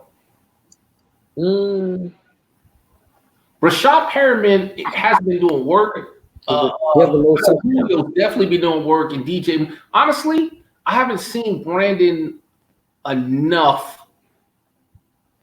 to see if him and Evans should be flip-flopped. So I like what Tip's doing with MVS because Pyatt was good with MVS last year too. Yeah. Valdez Scantling, Marvin Jones, Niji's doing good with him. Jerron Brown and Michael Thomas. No, I think it's right. Cooks, maybe. I mean, the Rams threw to him a lot. Like, he's getting a lot of touches there. I mean, Mike Evans is he's just playing at a whole another level, yo. He catches everything. And you can't press him. You know that? You can't press Mike Evans? He's unpressable? I mean, I didn't know that, but I'm not surprised. The dude is shit. He's a grown-ass man. So here's a tip. He has something called the streak ability, right? You can't press him because if you press him, he gets these different type of formations, right? He'll beat a person to the inside and he beats a person to the outside. And if you just send him on a streak, he gets like an automatic aggressive catch, like over top of everybody else. He has like this crazy abilities, like low-key, secretly low-key. I mean, I just exposed them, but like Melvin Gordon. Yeah. Like Melvin Gordon, honestly, the way they have Melvin Gordon, he has the best abilities of any running back. Yeah. But clearly, he's not even a top 5 running back. Like, don't get me wrong. I'm out here. So I like the Chargers. But I'm not putting Melvin Gordon in real life over Zeke. I'm not putting him over Gurley. I'm not putting him over Saquon. I'm not even putting him over Kamara. I'm not putting him maybe over McCaffrey. So he's like in that 6 to 10 spot. But to me, he has the best abilities of any running back. Yeah, because he has the extra blocking on zone and toss runs. Like, that's crazy. You know what I'm saying? Like, that's why he's dominating. He gets them extra blocks. Like, he gets the extra blocks. But yeah, don't word of advice to anybody who plays the Bucs, do not press Mike Evans. And the Bucs, if you're watching, put him on the streak, man. If you see press, put him on the streak. I guarantee you, he's gonna push him off. He's like man-child to push him off and just be straight down the sideline. Because he has something called streak specialist. And on comeback routes too. He has like on streaks and comebacks. It's some crazy ability he has. Along with the double me once he gets hot. So just keep that in mind. Best defensive lineman. Right? No, best offensive lineman. Trent Williams from the Redskins. I mean, it makes sense. I mean, like I said, Truck's got a good running game. Yeah. Trent Williams is that dude in real life. There was a Madden with all of Dallas offensive line would have been up here, like a Madden. So, I mean, they still have 3 dudes up here, which is really surprising when you factor in. Okay, they still got Zach Martin on here. They still got Tyron Smith, and they still got Travis Frederick. And it's like, dude, if you don't do nothing else in Dallas with Zeke's abilities and that line, dude, we shouldn't be talking about Larry Rose or Darius Geis or Melvin Gordon. It should be the Zeke show all day, every day. Like, he should be crushing everybody. I agree. Everything comes through Zeke. Down moved on to defensive lineman. Again, DeMarcus Lawrence, Aaron Donald's number 2, Buckner's number 3. We have Mike Daniels at number 4. Yeah, I'm surprised in real life that the Packers let Daniels go. Daniels low-key been one of the best D linemen in the league for the last 4 or 5 years, so I ain't surprised. Yeah. Aaron Donald's number 2. Even though I say, a lot, I feel like, with the new update and the double team, he's still dominating it over there in the NFC. His block shed, man. Yeah, it's like a 99 or something, ain't it? Huh? What's about shit, like a 99 or something like that? 98? It's gotta be, dude. Yeah, something crazy. It's gotta be, man. I ain't even gotta. There's no way it can't be. I agree. I'm just going on. Oh, it's just killing it, man. Yeah. Like, dude's on pace to break the world NFL sack record right now with 6 games left. Is he really? Yeah, he's got like 20 or 21 sacks.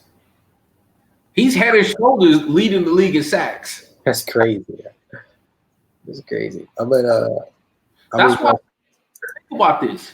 Think about the line Dallas has.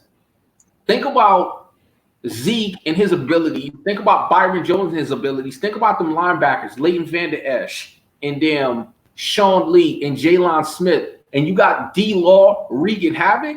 Bro, you can't lose 5 games in a row with that shit. Nah, you can't. You can't. All right, I want to best linebacker. Surprise, because I like Zadarius Smith low key, but I would have never had him at 1. And then it's crazy because I know Boone's been telling me, hey man, Mac just hasn't been no factor, but here he is number 2 for the best linebacker. So he's doing something. Kerrigan's definitely been a beast. Trump got a lot of sacks with him in the beginning of the year, but he slowed down. So I'm not surprised he's 3. Wagner, Barr is Barr. Deion Jones is going to be Deion Jones. All of the usual suspects. He had Quan Alexander, Levante David, Roquan Smith had a sick-ass pick. I think when he was playing Detroit, I watched him with that. He took one back. Yeah. Now, 10. I want to speak about the Mac situation. Like, I feel like because Mac had such a dominant year with all them sacks, remember what was that last Madden or that one Madden? The Raiders owner had like damn near 30 sacks with Mac, right? And then in real life, he had like a crazy year in real life. Mm-hmm. I feel like when Boone got him, he was like, "Oh shit, I'm gonna have one of them crazy years." It hasn't been a crazy year. Now, Mac hasn't really been getting a bunch of sacks, but he does have a lot of tackles for losses. And then that other lineman, what is it, Lloyd or Floyd? Leonard Floyd, is that his name? Yeah. He's got Floyd, Trevathan, Smith, and Mac. Right. Because Mac has been not as dominant in sacks, he's been stepping up. You know what I'm saying? Like sometimes it's just like, I guess certain players, and then the key focus, other people will just, have better games. But I mean, Mac still has a lot of tackles for losses. He's just not having that crazy sack year that he once had, whatever that man was. What was the last man or even the one before? Where it was like, where that Raiders, former Raiders only had like 30 sacks something crazy like that. Yeah. But they got him at number 2. Best DB? How you feel about this list?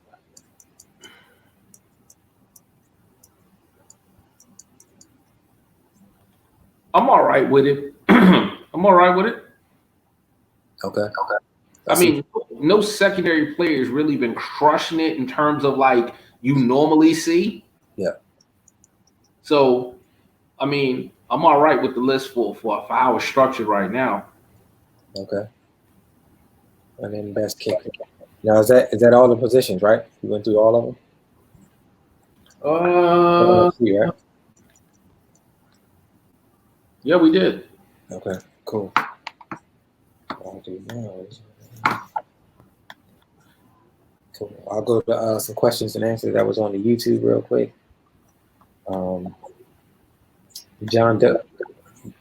Don Joe asked us, when we talk about the AFC, how would he fit? Wait, speaking of where do you all think I would fit if I fell out of the AFC East? As a three-headed monster with Cletus and himself and Strong. Like he should be somewhere else. Okay, speaking of that, where do you all think I would fit? I feel like I'm the odd man out. The AFC is three-headed monster. My opinion, Don Joe, I think you need to stay where you at. Um, you'd fit great anywhere you go, brother. Your game travels. You play good, sound, fundamental football. In other words, you lead first with the run, and you always play solid defense. And you don't get crazy with your passing. Your passing complements your run. So no matter where you go, you're going to fit well. The reason why I like you where you're at, Strong hasn't shown me that when the Patriots are not the Patriots, he can build that team and keep them viable. And Cletus needs to be pushed. He needs that comp. We all talked about it. It's not his fault because he's a Jet fan and he plays who's in that division. But it's going to be good for Cletus to get pushed. Your challenger right now, Don Joe, is 6-3. Cletus doesn't have the roster he wants you to either. But think about this, man. In 3 or 4 seasons, when you and Cletus got them teams like really up to par, it's going to be tough. You got to bang heads with him. But I think it's a good look for him. It's going to be tough for you. And it's not because you're going to get dominated. It's going to be because, like you said, if you don't win the division, it's like you could be odd man out. But in terms of competition, it's a good look. That's my opinion on it. I mean, my opinion is this, right? In theory, he shouldn't even win a division. He's had the lowest rated team other than yours, right? I'm just saying on paper, right? Yeah, no, you're right. It's the second. The pressure, to be honest, is on Strong. He is the best quarterback in NFL history, right? Best quarterback on Madden. That can be argued, right? Mm-hmm. He has the more pressure than anybody. Jets shouldn't be, in theory, on paper, shouldn't be 8-2. Don Joe shouldn't be whatever his record is. That, in theory, should be the Patriots division. I feel like the way he's feeling, that should be Strong's feeling. Because, again, like we've already said it, once Brady retires, we've seen this. We've seen him do this 1 or 2 seasons. Brady retires, and he never recovers. And, he falls behind the waistline. Cletus takes off running. I personally think, Don Joe, you're in the right division, man. Like, Cletus needs the competition. You're going to bring it. And like Ty said, two more seasons. Like when y'all really got them teams together, it's gonna be scary, man. Especially with me having like all these big, high, expensive players, and my team. Who knows how they're gonna pan out? I think you guys, along with the Chiefs and maybe not even Chiefs, but the Chargers. So you guys are really gonna be dominating soon. So I would stay. I personally like where you're at, in my opinion. Set the tone time and Ty. He said, he know one thing. He's sick and tired of getting his butt whooped. And one thing he's going to stop. No. Let me re-quote that. I know one thing. I'm sick and tired of getting my ass whooped. You didn't say, I'm just messing with you. Yeah, that's all good.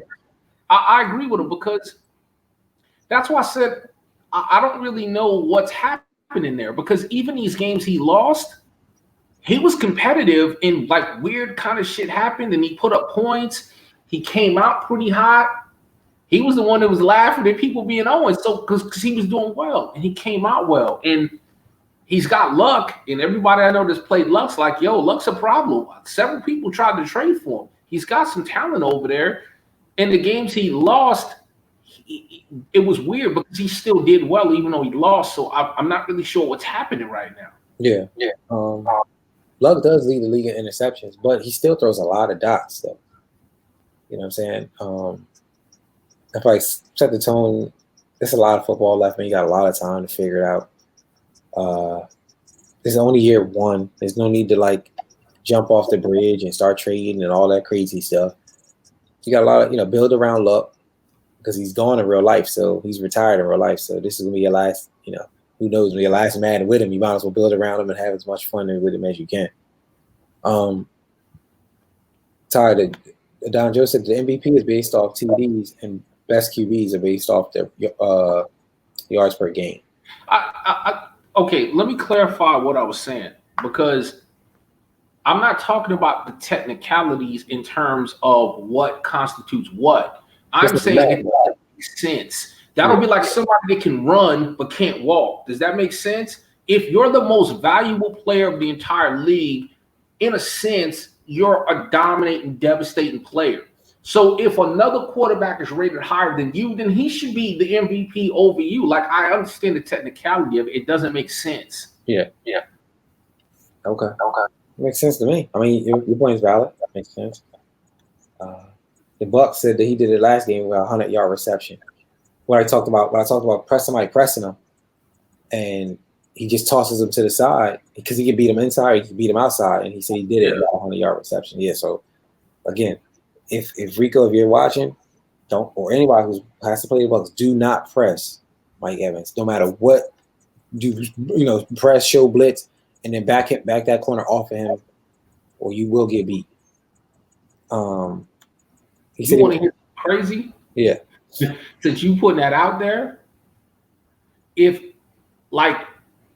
remember how Boone told me and you that a few Maddens ago, we came on the owner's box and talked about how he was 3 yards in the cloud of dust, and even on 3rd and 17, he'll run. So everybody started stacking the box. Now you putting it out there not to press him. So everybody's going to be backed off. You know what I would start doing if I was Corey? I start throwing RPOs to this shit. Yeah. If I started listening, everybody is going to take that and run with it and back the hell up. I'm RPOing people to death. Listen.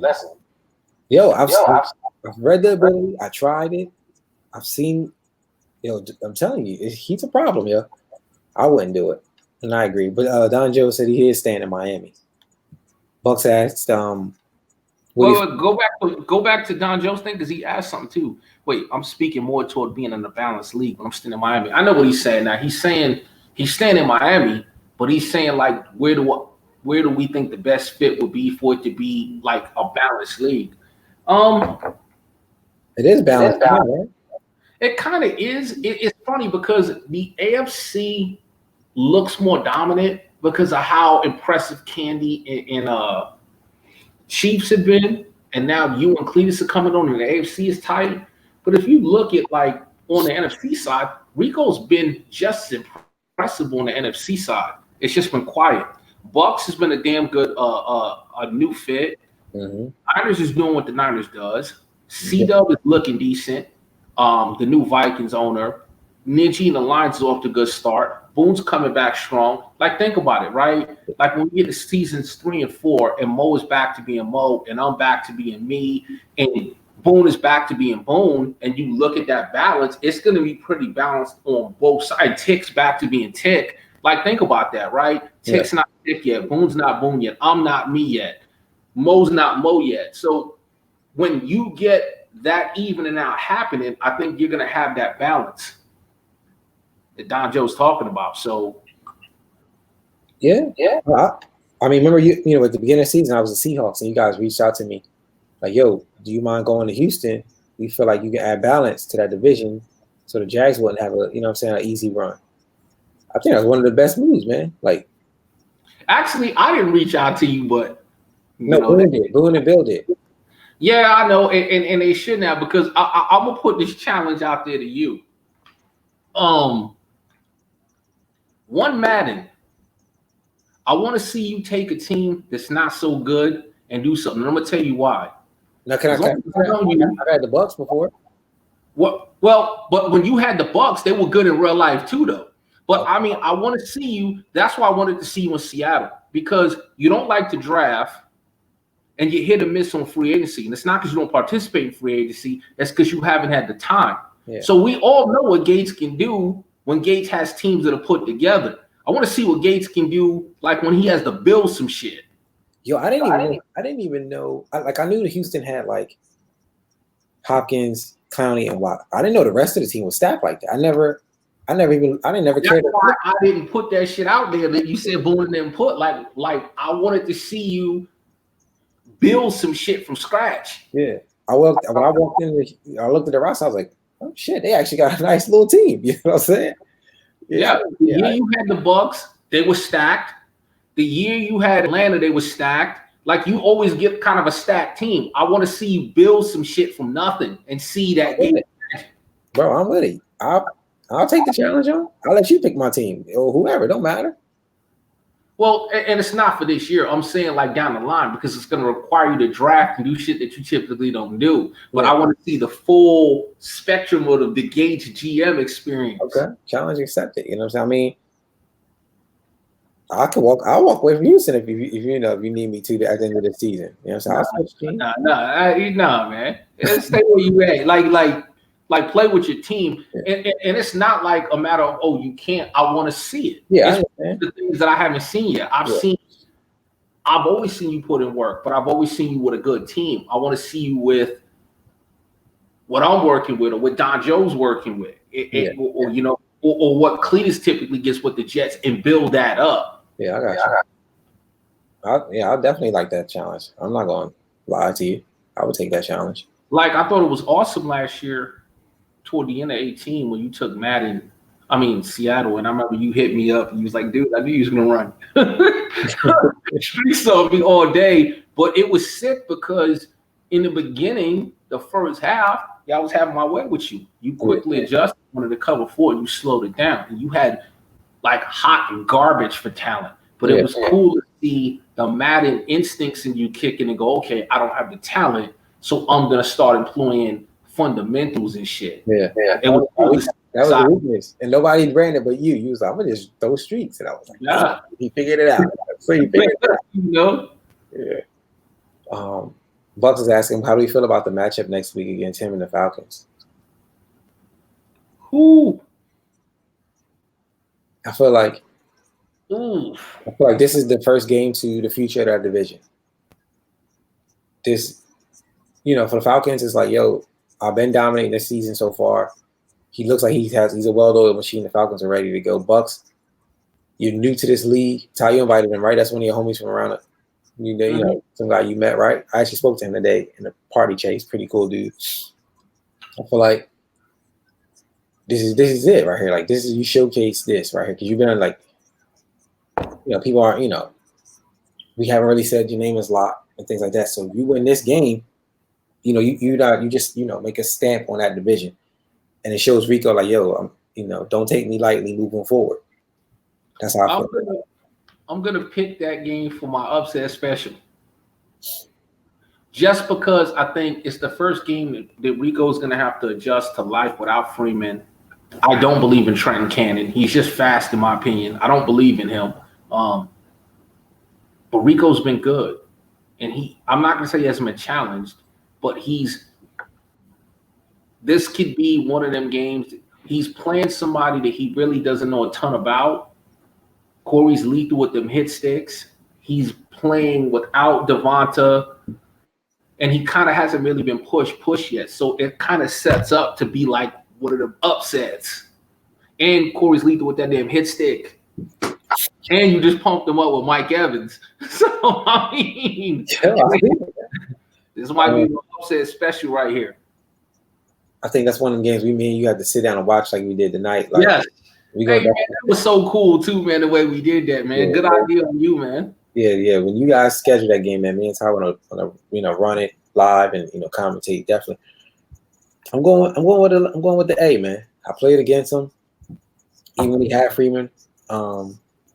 He doesn't have him now. I think Trent Cannon is more than just fast. I tried to trade for him. I pressed things hard. He wouldn't give him to me, and then he ended up trading for a 3rd-round pick. Man, be careful with that dude, man. And I'm with Cletus, man. Like I'm not a big Trenton Cannon fan. I understand. I mean, but it's either him or Ito Smith. I mean, Rico's offense is so smooth the way it's going. It is. But that's part of why I'm saying what I'm saying. Because now he's having adversity. Like, he has a formula, and it's money, and it works. But now you're playing somebody you haven't played against, and your formula, you have to tweak it on the fly. So there's 2 different things happening at the same time. Yeah. It's gonna be a good one. I'm going with Atlanta. You go with the Bucks. I'm fine with that.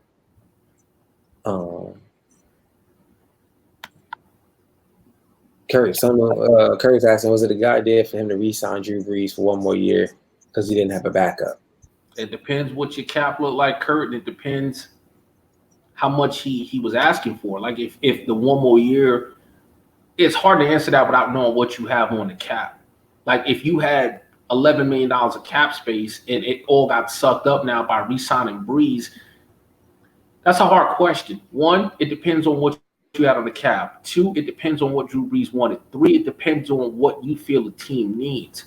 If you feel like your team is set to make a playoff run and you don't need to add much to it, and you cap-wise have the flexibility, it's a good move.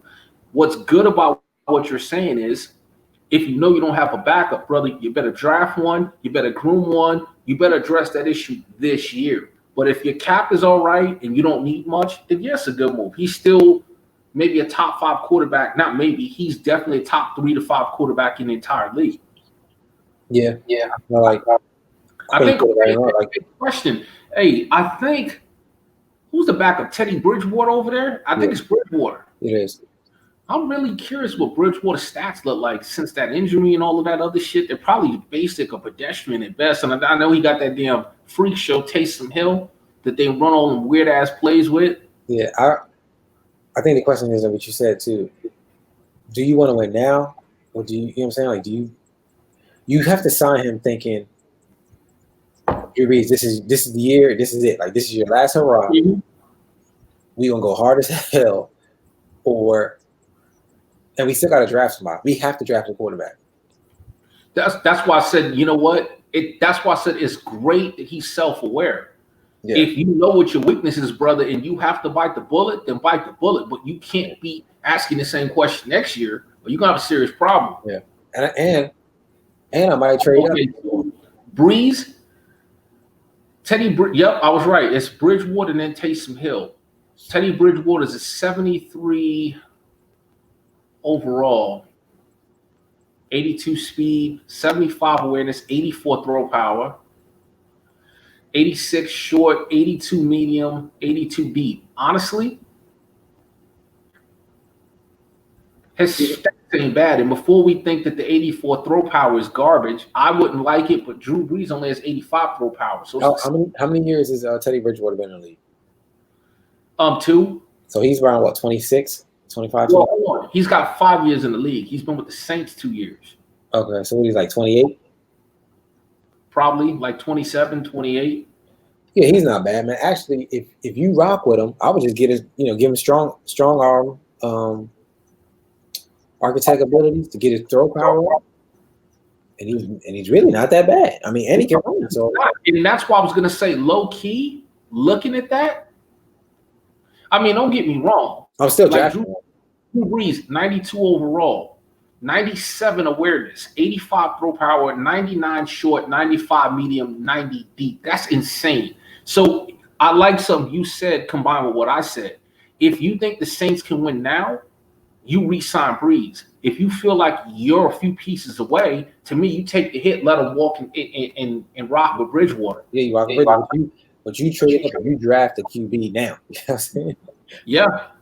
Well, that's why I said, too, all of this is dependent on cap, right? Because obviously Drew Brees probably at the very least, you're coming off 15 mil. But if your cap is 17 mil and you feel like you got glaring holes you want to address, and out of the 17 mil, you're going to devote 15 mil to one person, now you have to draft the QB. So to me, it depends on 2 things. How your cap is situated and how you feel about your team. If you feel like you can make a serious run next year, you keep Brees. If you feel like you're a few seasons away, then go with Bridgewater. It's why I didn't go with Manning. A lot of people have asked me, why don't I go with Eli Manning? And I'm like, why? He's almost 40 years old. He's 39. He'll be 40. He wants 12 mil next year. He's not going to be the future. I'm going to have to go with a young guy. Do I want to go with a young guy in season 1 and take my lumps now? Or do I want to try to develop a quarterback in season 3 and 4 when everybody's on full tilt? No, that's a recipe for disaster. Yeah, especially when the Giants aren't built to win right now. Exactly. So you hit it right now. Take the lumps. Well, and I have the advantage of everybody's still trying to find themselves. Yeah. So this year, while I took my lumps, I also got him some key attributes developed and some different things developed. So, he should be coming along at the right time. Okay, so the Saints. And then Kalita said that Teddy Bridgewater was 26. So, again, I'm not cutting Teddy, right? I'm going to draft the QB. He's right. He's only 26. Right? So, for me, the way that Rico has been playing this year, and the Bucs seem like they got it together, depending on what Drew Brees asks, I might have just let him go. I'll rock with Teddy, give him a strong arm, draft a QB, and figure it out from there. That's just me. Now look at this, right? Now it says I'm looking at the Saints cap. They have 22.3 mil on the cap, right? He's already you and I, Drew Brees is probably looking for at least 20 mil for that 1 year. So Cletus said 34 and a half. He signed him. He re-signed him for 34 and a half mil. Oh shit! See, so now you have to win. Yeah. Now you have to win. Yeah. Now go. You don't. I mean, you have to win a division. That's first and foremost, right? And you got to go deep into the playoffs. Or what was it for? Hey, Cletus is 100% right because I'm looking right now. Yep, cap hit for next year 34.5 mil.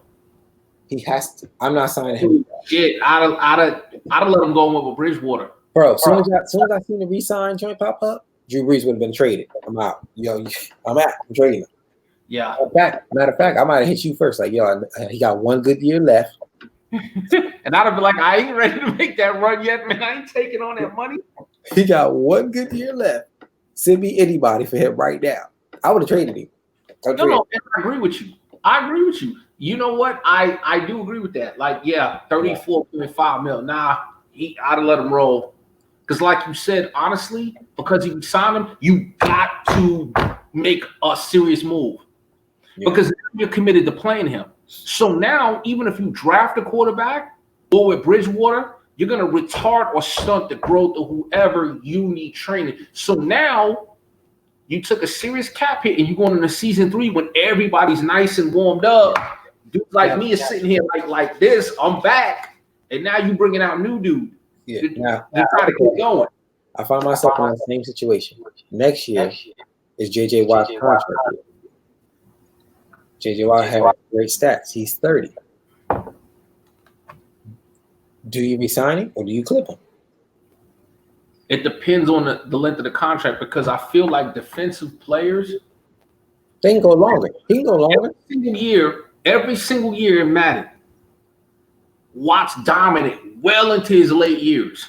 Well, like in 34th, he's still wreaking havoc. So for me, if cap-wise I can afford it, I'm still signing that dude. He's still going to be a playmaker. I don't care if he's 30, 31, 32, 33. He's done it every other Madden. So to me, if it's not a stupid-ass contract like he wants like 4 years, like $200 million or some dumb shit, then no. But if you can swing it, I still keep that dude. He's still going to make his plays. Yeah, for me, it was like, but I had that same thing with Clowney, right? But see now, but you see, you just touched on something right there too, because you went all in on Clowney. With you, look, Watt's still going to be able to make plays. It's just going to come down to trying to keep people together. Because, see, the flip side of not building up. Remember how I told you earlier I want to see you take the challenge. At the same time, I've been where you're at with the Giants in previous years. Right? Because not only are you trying to manage the current contracts, in your case, you got Deshaun Watson coming up. That ain't gonna be a cheap contract. You might have some of them linebackers like McKinney, or Merciless, or somebody coming up. Their shit ain't gonna be cheap. Oh, I traded him for that reason. I traded him for that reason. Right, which is good. But you have to look at the contracts you currently have and then who's coming up. Yeah. Lamar Miller might be coming up. I traded him to the Eagles for that same reason. That's right. Okay, right. So, so you're seeing it smart. So now with Watt, it just depends on, what does he want? Because he'll still be productive, but it's like, can you afford to keep him and still keep Deshaun? No, that's not. I've also traded and got Rankins from the Saints. And I also got Tim Jerrigan from the Eagles. So I've already in my mind thinking, if Watt goes, I got to get some of these young dudes in here to kind of rotate and fill a spot, even though that's a huge gap to fill. But we'll see how that goes. Yeah. So Set the Tone said he also wants to see me take the challenge, right? I think Set the Tone just has it out for me. We've been just clashing since Madden 18. Set the Tone just has it out. Yeah, go get a bomb team and build them up. So this is what we'll do, right? Because I know the UGT is starting soon, right? And there's some teams available. I think the Bills are open, the Dolphins are open. Ty, you pick my team in UG You pick the team you want me to see build, and I'll take the challenge on that. Is that fair? Well, no, you pick who you feel, because and understand this. To me, if you know how to play the game, you're good. It's like what I said about Don Joe. Your game's going to travel. So it's not that I don't think you can't do it. Yeah. I just want to see it. No, that's what I'm saying. So let's. No, but you can pick whoever. I mean, you can pick whoever it is. Like, hey, to quote Bill Parcells, you gonna cook that dinner, brother? You should pick the ingredients. Right. So Don Joe told me to pick the Dolphins. I'll take the Dolphins. Done. Yeah. I'll take the Dolphins in UG, and then let the Bill game begin. That's fine. And I get set the tone twice a year. So there you go. Now keep this in mind. But I have been twice a year this season. I have been twice a year already in USFL. Yeah, but keep this in mind. It's gonna require you to do things you don't do. Like, as long as I've known you, even going back to the NBL, you don't do them drafts, brother, but you're gonna have to do some drafts. I'm gonna just set the board right. I gotta be, you know what I'm gonna do? I'm gonna reach out to the off-season master and tell him to show me the way. I already know you too. You got me the way. Show me the way. Obi-Wan Kenobi, teach me the Jedi way. You know what I'm saying? And then we'll go from there. So, and that seems to be the only questions we have right now. What's the next topic? So, I guess it's that time of the show. Get it together list. Before I even start and pick my team to get it together, I want to shout out a team who has gotten it together, and that's the Bad News Bears. Now 5-5. Boom has now figured it out. He has taken his lashings of the last couple of episodes. He has now gotten it together. Carson is now flowing. Cohen is now doing his thing. I still feel like Travinsky's holding the ball a little too long. Mac has, figured out he's finally got his user right with Raekwon Smith. Word of advice, do not throw to Kyle Fuller's side. He is super aggressive. You know what I'm saying? Cornerbacks with the stars underneath them are super aggressive. Do not throw their way. They jump passes. They jump routes. They dive. They do extra things that normal cornerbacks do not do. Stay away from them guys like Kyle Fuller, Eddie Jackson, safety suit Eddie Jackson. Those guys in the deep secondary with them stars on them. That's just my word of advice. Shout out to Boone for getting it together, taking the lashes. Ty, you go. Give me who you want on the Get It Together list this episode. Well, I've thought about this long and hard. I'm not putting nobody on the list because I don't feel I'm in a position to put anybody on the list. I'm going to put myself on the list. I can't be 2-8 and tell somebody else to get it together. That's just, I keep it real 24/7. How the hell at 2-8 am I going to tell somebody else, hey, you need to get it together? Like, I'm balling. Like, again, I put myself on the list. I will say this. Again, it's a weird 2-8.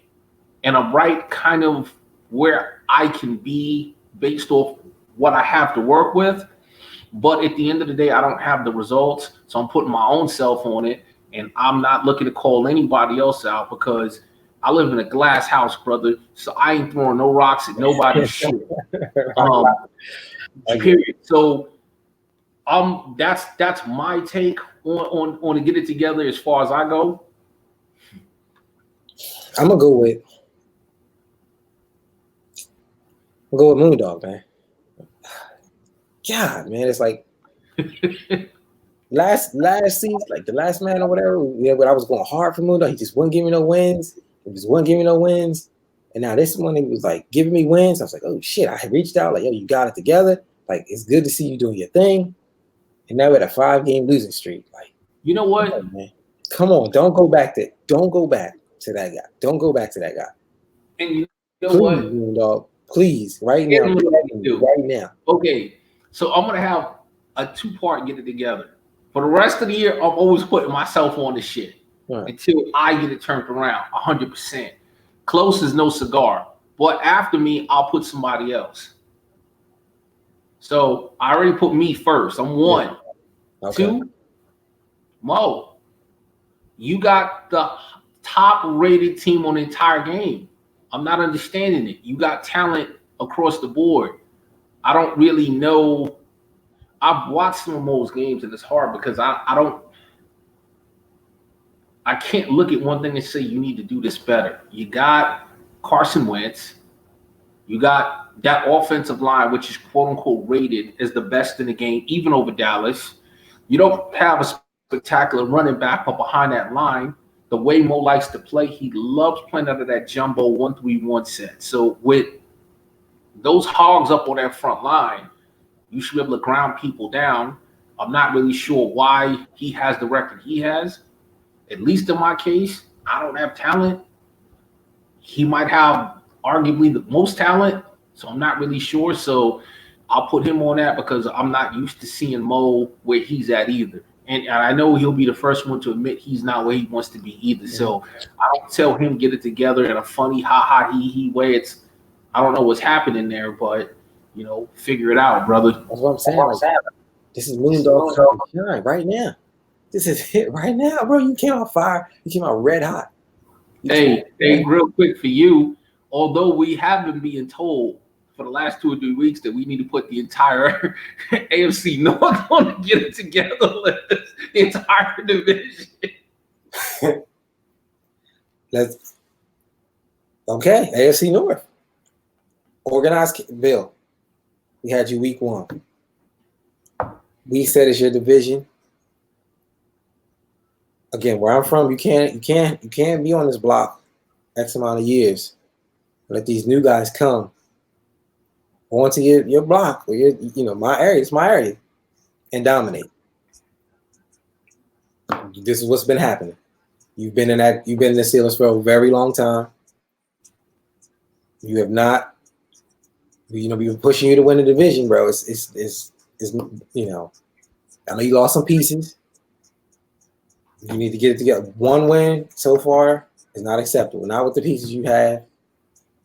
And like I said, you've been the most comfortable. That's your team. I put that on you. Like, probably, he'll figure it out. Some other guys will figure it out. But Bill, that's been your division for the longest, bro. Get it together. You know what?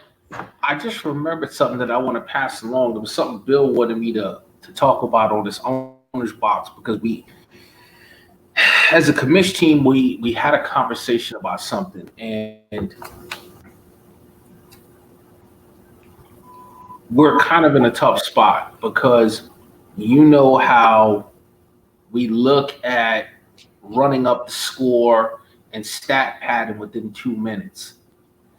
I brought up the point the other day to the commissioners, and I said, we might need to revisit this. And they asked why, and I said, because with X factors, right, if you're tasked with a goal that can change the trajectory of your team because somebody can get a higher development, it's going to prompt people to push it because they want to get their guy over the edge, and none of us can blame an owner because if any one of us as commissions had a player on the verge of hitting a threshold, we're not looking to dial it back. So it was voted upon, and after a lot of hesitation, the commission team felt that there should still be a penalty. So here's what I'm saying. We acknowledge and know that if you have a player on the verge of X factor, you might stat pad. You might push it. You might run up the score. There's still going to be a suspension. And the way it was spun was, hey, well, you know what? The guy might get a 1-game suspension, but they have this player at this higher development for the rest of the season or the Madden. So it's kind of a weird catch-22. Now, are we talking about like the last 2 minutes of the game, or we're just talking about just stat padding overall? No, what defines the last 2 minutes of the game. And what prompted this was your game where Will Fuller got the X factor. Because I want to say, but that was computer though. It was, but it was quote unquote debatable as to whether or not you had went into that 2 minute. But obviously, looking at it, you did not. And I streamed that game, right? I did stream that game. I didn't. No, you did. Here's what I'm saying. I didn't say you did nothing wrong. I said what happened to your game was what prompted us to have the conversation. If you did something wrong, you would have been hit up. You didn't. But my thing is, hey, man, it's kind of tough to tell somebody who's on the verge of getting a major upgrade that you have to stop at this point and not make that upgrade because we're at 2 minutes. Yeah. Because I flat out said to Bill and company, we was all laughing about it. They said they'll do it too. I said, hey, man, y'all just going to suspend me, bro. Because if I got a player that's literally, there's 1:40 in the game, and I can get somebody over the edge, I'm going for it, bro. I'll eat the one game. It is what it is. I'm not taking my foot off the gas and losing that. One game is one game. Now, keep in mind, that game only happened because the original game that I played with the Raiders lagged out. No, I got you. But what I'm telling you, you didn't do anything wrong. I'm saying the predicament you was in led to this conversation. I got you. Because I have compassion for you and for being in that situation. Because if I was in that situation, you're taking this me, bro. Yeah, no doubt. Because when I come back, there was 2 minutes left. I'm 10 yards away from my goal, but I'm not gonna hit it. Nah, man. Give me that suspension, bro. Yeah. Can I have another? Yeah, because when I come back, I'm gonna be a terror. Yeah. So I understand. And then like what? So what defines in you guys' eyes? What's the stat pad? Like what's considered stat pad? Okay, honestly, we didn't. Outside of the 2 minutes, I'm saying before the 2 minutes. Before them 2 minutes, can stat pattern be considered before them 2 minutes, or is that guy just in the game, just having a good game, or does like you know what I'm saying? Like we don't consider it stat padding before those 2 minutes. Okay, it's the edge and flow of the game. One of the things is commissions. Like we try to be fair. We realize now that because of X Factor and dev trade upgrade, people might be tasked with quote unquote having a stat pad. Mm-hmm. Like you might get told, hey, you need to have 10 catches and 300 yards with Will Fuller. Well, Joe Blow might say, well, he's stat padding, but the game is telling you that's what you need. So we're not acknowledging stat padding no more. I got you. We're acknowledging it. Like if you feed this dude 20 times, you feed him 20 times. As long as you mix up your play calls and you're not running the same play to this dude 20 times, no one's gonna be penalized for that. But stat padding is entirely different than running up the score. It's two different things. I got you. I mean, hell, in the real NFL, people get a hot hand, and sometimes people get fed the ball a lot. Like if you have a running back in the real NFL that gets 27 carries, is that stat padding? Oh, well, you gave Zeke, the Cowboys gave Zeke the ball 27 times. It's the NFL, bro. Like he's the hot hand. He's a workhorse running back. Like he's gonna get the rock a bunch of times. He's hot. Yeah. All right. So cool. So let's do. I mean, we're at 2 minutes and 12. I know some people say shows go a little long, but I feel like this was a great episode. So I want to kind of like, I guess, veer it off towards the end here. What the last play of the game. Any final thoughts? My final thoughts. I thought you said something, Gates, that I thought was on point, and you said at the very beginning of the show. Really good competitive season. I think a lot of races are still to be determined. I think these last 6 weeks, people need to bring their A game because divisions are going to be won and lost. Mm-hmm. So that's thought one. Second, last thought. I mean, it doesn't matter where you start.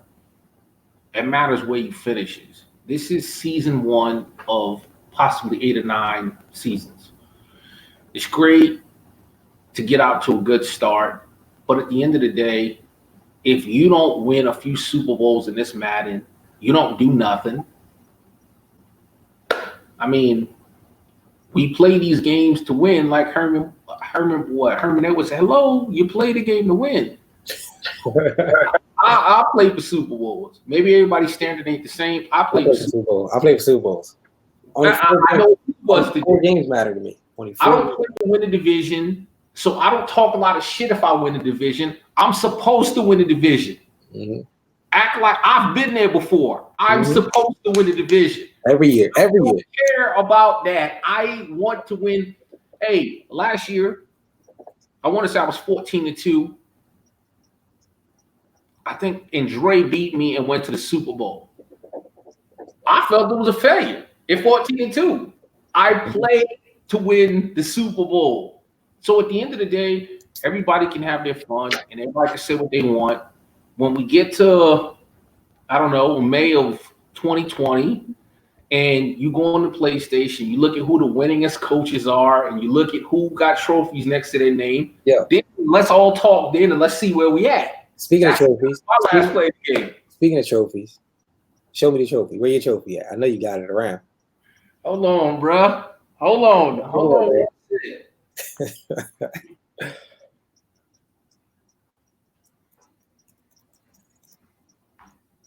So for those who don't know, boom, there it is. I play for these, baby. I play for these. I don't play, to season one, run out the gate and talk a bunch of shit. And that's what cracks me up. And this is the point I was trying to make the other day.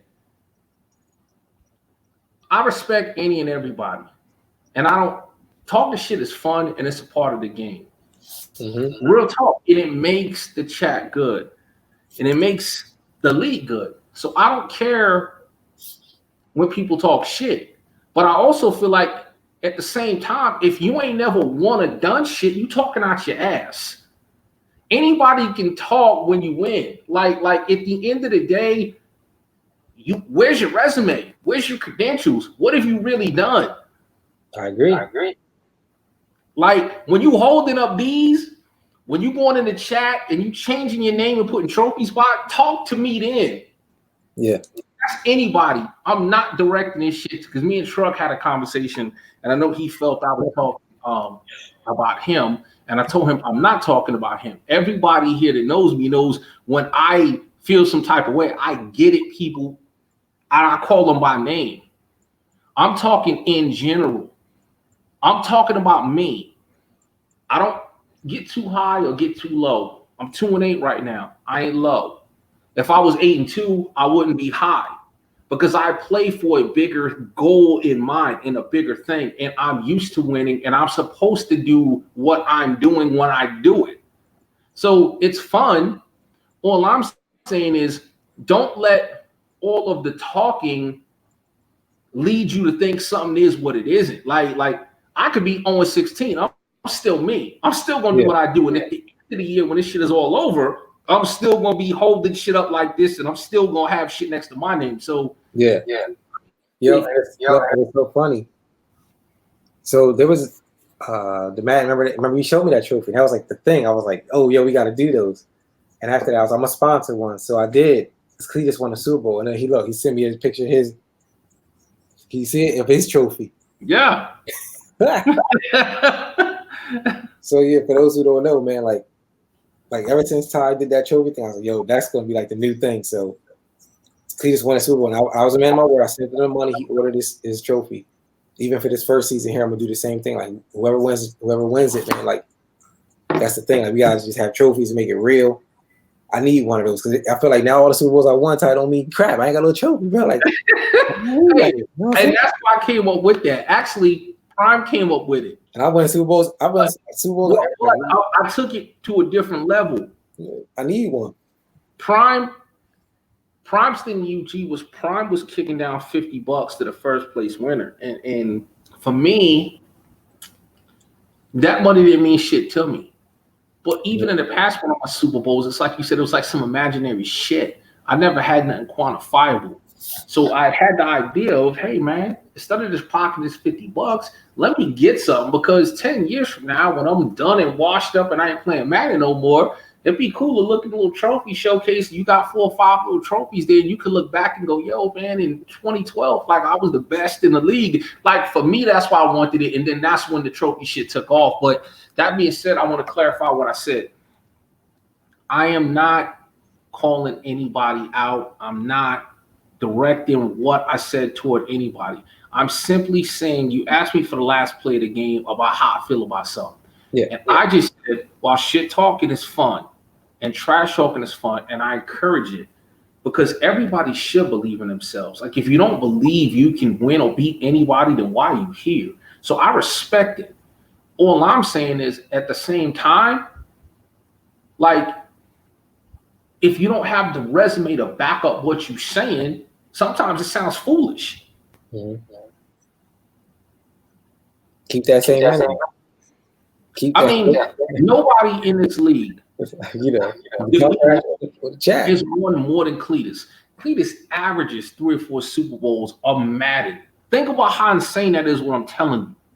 Some people may never win 3 or 4 Super Bowls in their entire Madden career. Cletus is knocking 3 or 4 off a Madden.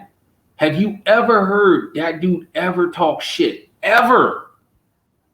I'm asking you, have you ever? No. People pick with him or provoke him now. So it's crazy to me that you have the Ticks of the world winning multiple bowls. You have the Cletuses of the world winning multiple bowls. You had Don Joe winning bowls. You had you winning bowls. You had me. You had Boom. Like, have you ever heard Boom shit talk? Like, every once in a blue moon, if somebody antagonizes Boom, he's going to defend himself. But it's crazy because the people that win don't say shit. It's always the people that don't win shit that got a gang of shit to say. Man. But you ain't won shit. Yeah. Which is crazy to me. Like, when I hear it, I'm like, what? Really, dude? It's all good.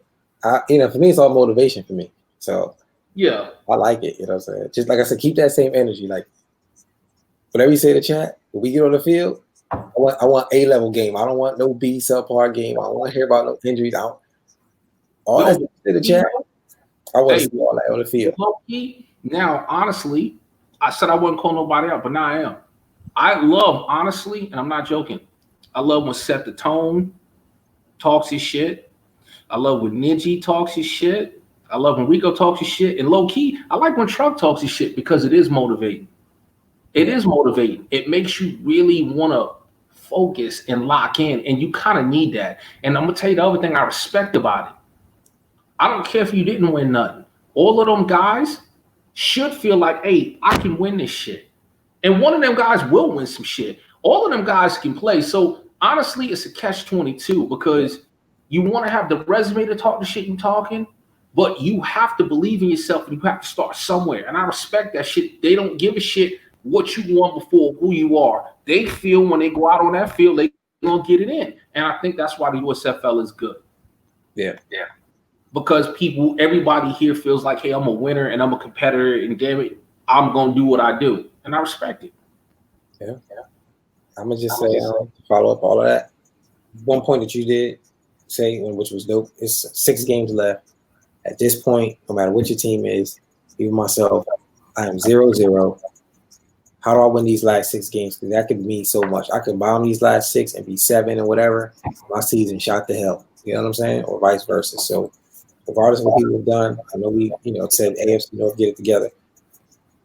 Only thing that matters right now is these last 6 games. And then after that, then whoever's in the playoffs, them games matter in the Super Bowl. That's it. All other stuff before that is irrelevant. What are you going to do these next 6 games? How are you going to finish strong, or how do you finish? And then we go from there. That's how I feel about it. Yeah, see, you know what I like?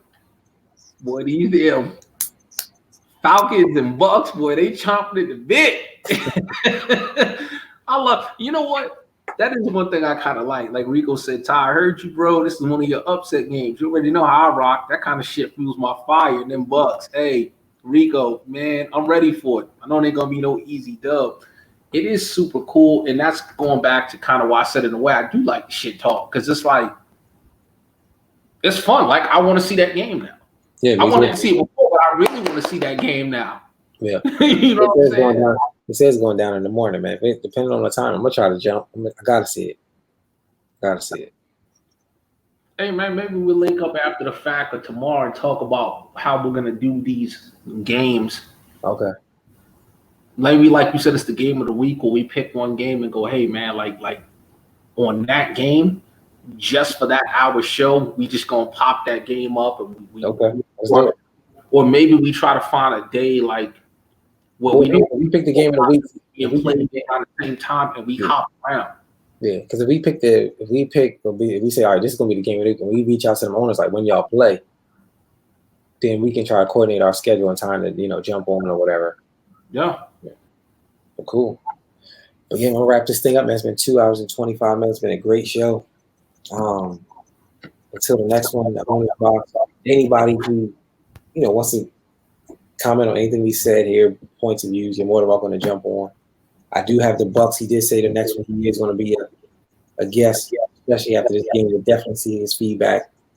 Will it be the upset? Will it not be the upset? So we'll definitely talk to him after this. Hey, man, we've been lagging on getting guests, bro. Huh? We've been lagging on guests. I don't know. I mean, people want to talk, but then when his camera come on, nobody. You know what I'm saying? It's hard to get in that camera, man. The last one, but you were unavailable. You know what I'm saying? Yeah, and hey, man, the show with you, Rico, was dope too, man. Yeah, thanks, man. Appreciate it. Rico had some good energy on the show. You did what you do. Hey, man, I'm sorry, I do got one more last play of the game. Okay. Gates look a lot better with a clean cut, bro. Back, bro. Be doing. I was gonna tell you the other day, man, with all them BB shots and buck knocks. I'm like, man. Nah, I ain't bucks. I got curls, man. Don't get it twisted, because I got this. He was looking like bucks over here. We use these shows, bro. That's the Gates I know right there. Shit clean and nice. I like that. Get back, man. I couldn't get back, so I got my man Swagger back. You know what I'm saying? Keep that energy right there, bro. Let them cornrows and them buck shots and BBs go, man. Nah, man, ain't no buck shots. So I got a different type texture over here, man. Ain't no buck right shots. Now. but a few of them other shows. For sure. Yeah, Cletus said be prepared for the Jets and Dolphins in round 2 and week 14. We'll listen. We'll be locked in, man. I've already played the Titans. We know KC and Chargers go again one more time. The Lions and Bears go again. You know what I'm saying? Oh my, Lions and Bears. Oh my, you know what I'm saying? We got Rams and 49ers, I think, still got one more time. So there's a bunch of good head-to-head division 4 games coming up, man. So we definitely see it. We definitely put our eyes on some key NFC North games too. Yeah, for sure. When's the events? In the morning? Yeah. Oh man. So yeah, they're gonna play early too. Bucks and wait. No. I think advance is Monday. Tomorrow. Tomorrow's what? Monday? Yeah, tomorrow's Monday. I'm all discombobulated. I think the advance is Tuesday, man. I don't know, man. I done had a few of these drinks, bro. I'm not thinking straight. I'm on a holiday mindset. I don't know, man. It said the last event was 8:30 at 9 a.m. Okay, so then yeah, I'm right. It's Tuesday. Oh man, it's Tuesday. Yeah, because we just advanced today, didn't we? We just advanced this morning. All right. I'm gonna look right now.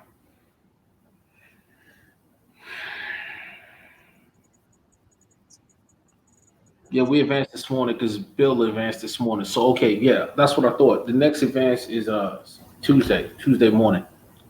Oh, right. Yeah. Well, I'll be definitely locked in on that game.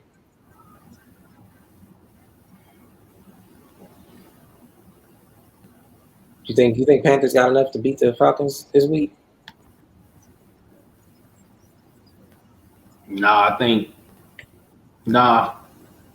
Rico's rolling, man. Like I said, man, I think everybody's been honed in on Candy and Chiefs, but I don't think Rico is getting the same kind of love. And if you think about it, he's been just as impressive. Yeah. I agree. I think he deserves the same love because he's taking on all challenges and he's still got a donut. He's rocking and rolling. He called his shots. He talked his shit in the beginning of the year and he backed it up. Yeah. Can't say nothing about that. Well, all right, man. Let me get out of here. It's 2 minutes and almost 2 minutes and 2 hours and 30 minutes. All right, brother. Yeah, definitely a good show, man. I appreciate it. Again, anybody have any feedback? I got the Bucks. I got the Bucks already verbally committed to being the guest on the next one. Time we just got to, decide when we're gonna do the next one. I like doing every Saturday. I think Saturday is cool. I know yesterday was a little tough for me. No worries. For my schedule, huh? Yeah, Saturdays. You right. Our normal format of Saturdays in like that early morning, afternoon area seems to be the best time because you still got your night out ahead of you. You can still do what you do. So I know yesterday you had some things going on. Yeah, so we'll definitely do that. But yeah, and then we try to figure out this Bucks and Falcons situation. but that game of the week. So Yeah. Thank you everybody for tuning in. Gates, Ty, myself. All right, brother. Everybody have a good holiday. Yeah, definitely, man. You too. Like. Peace.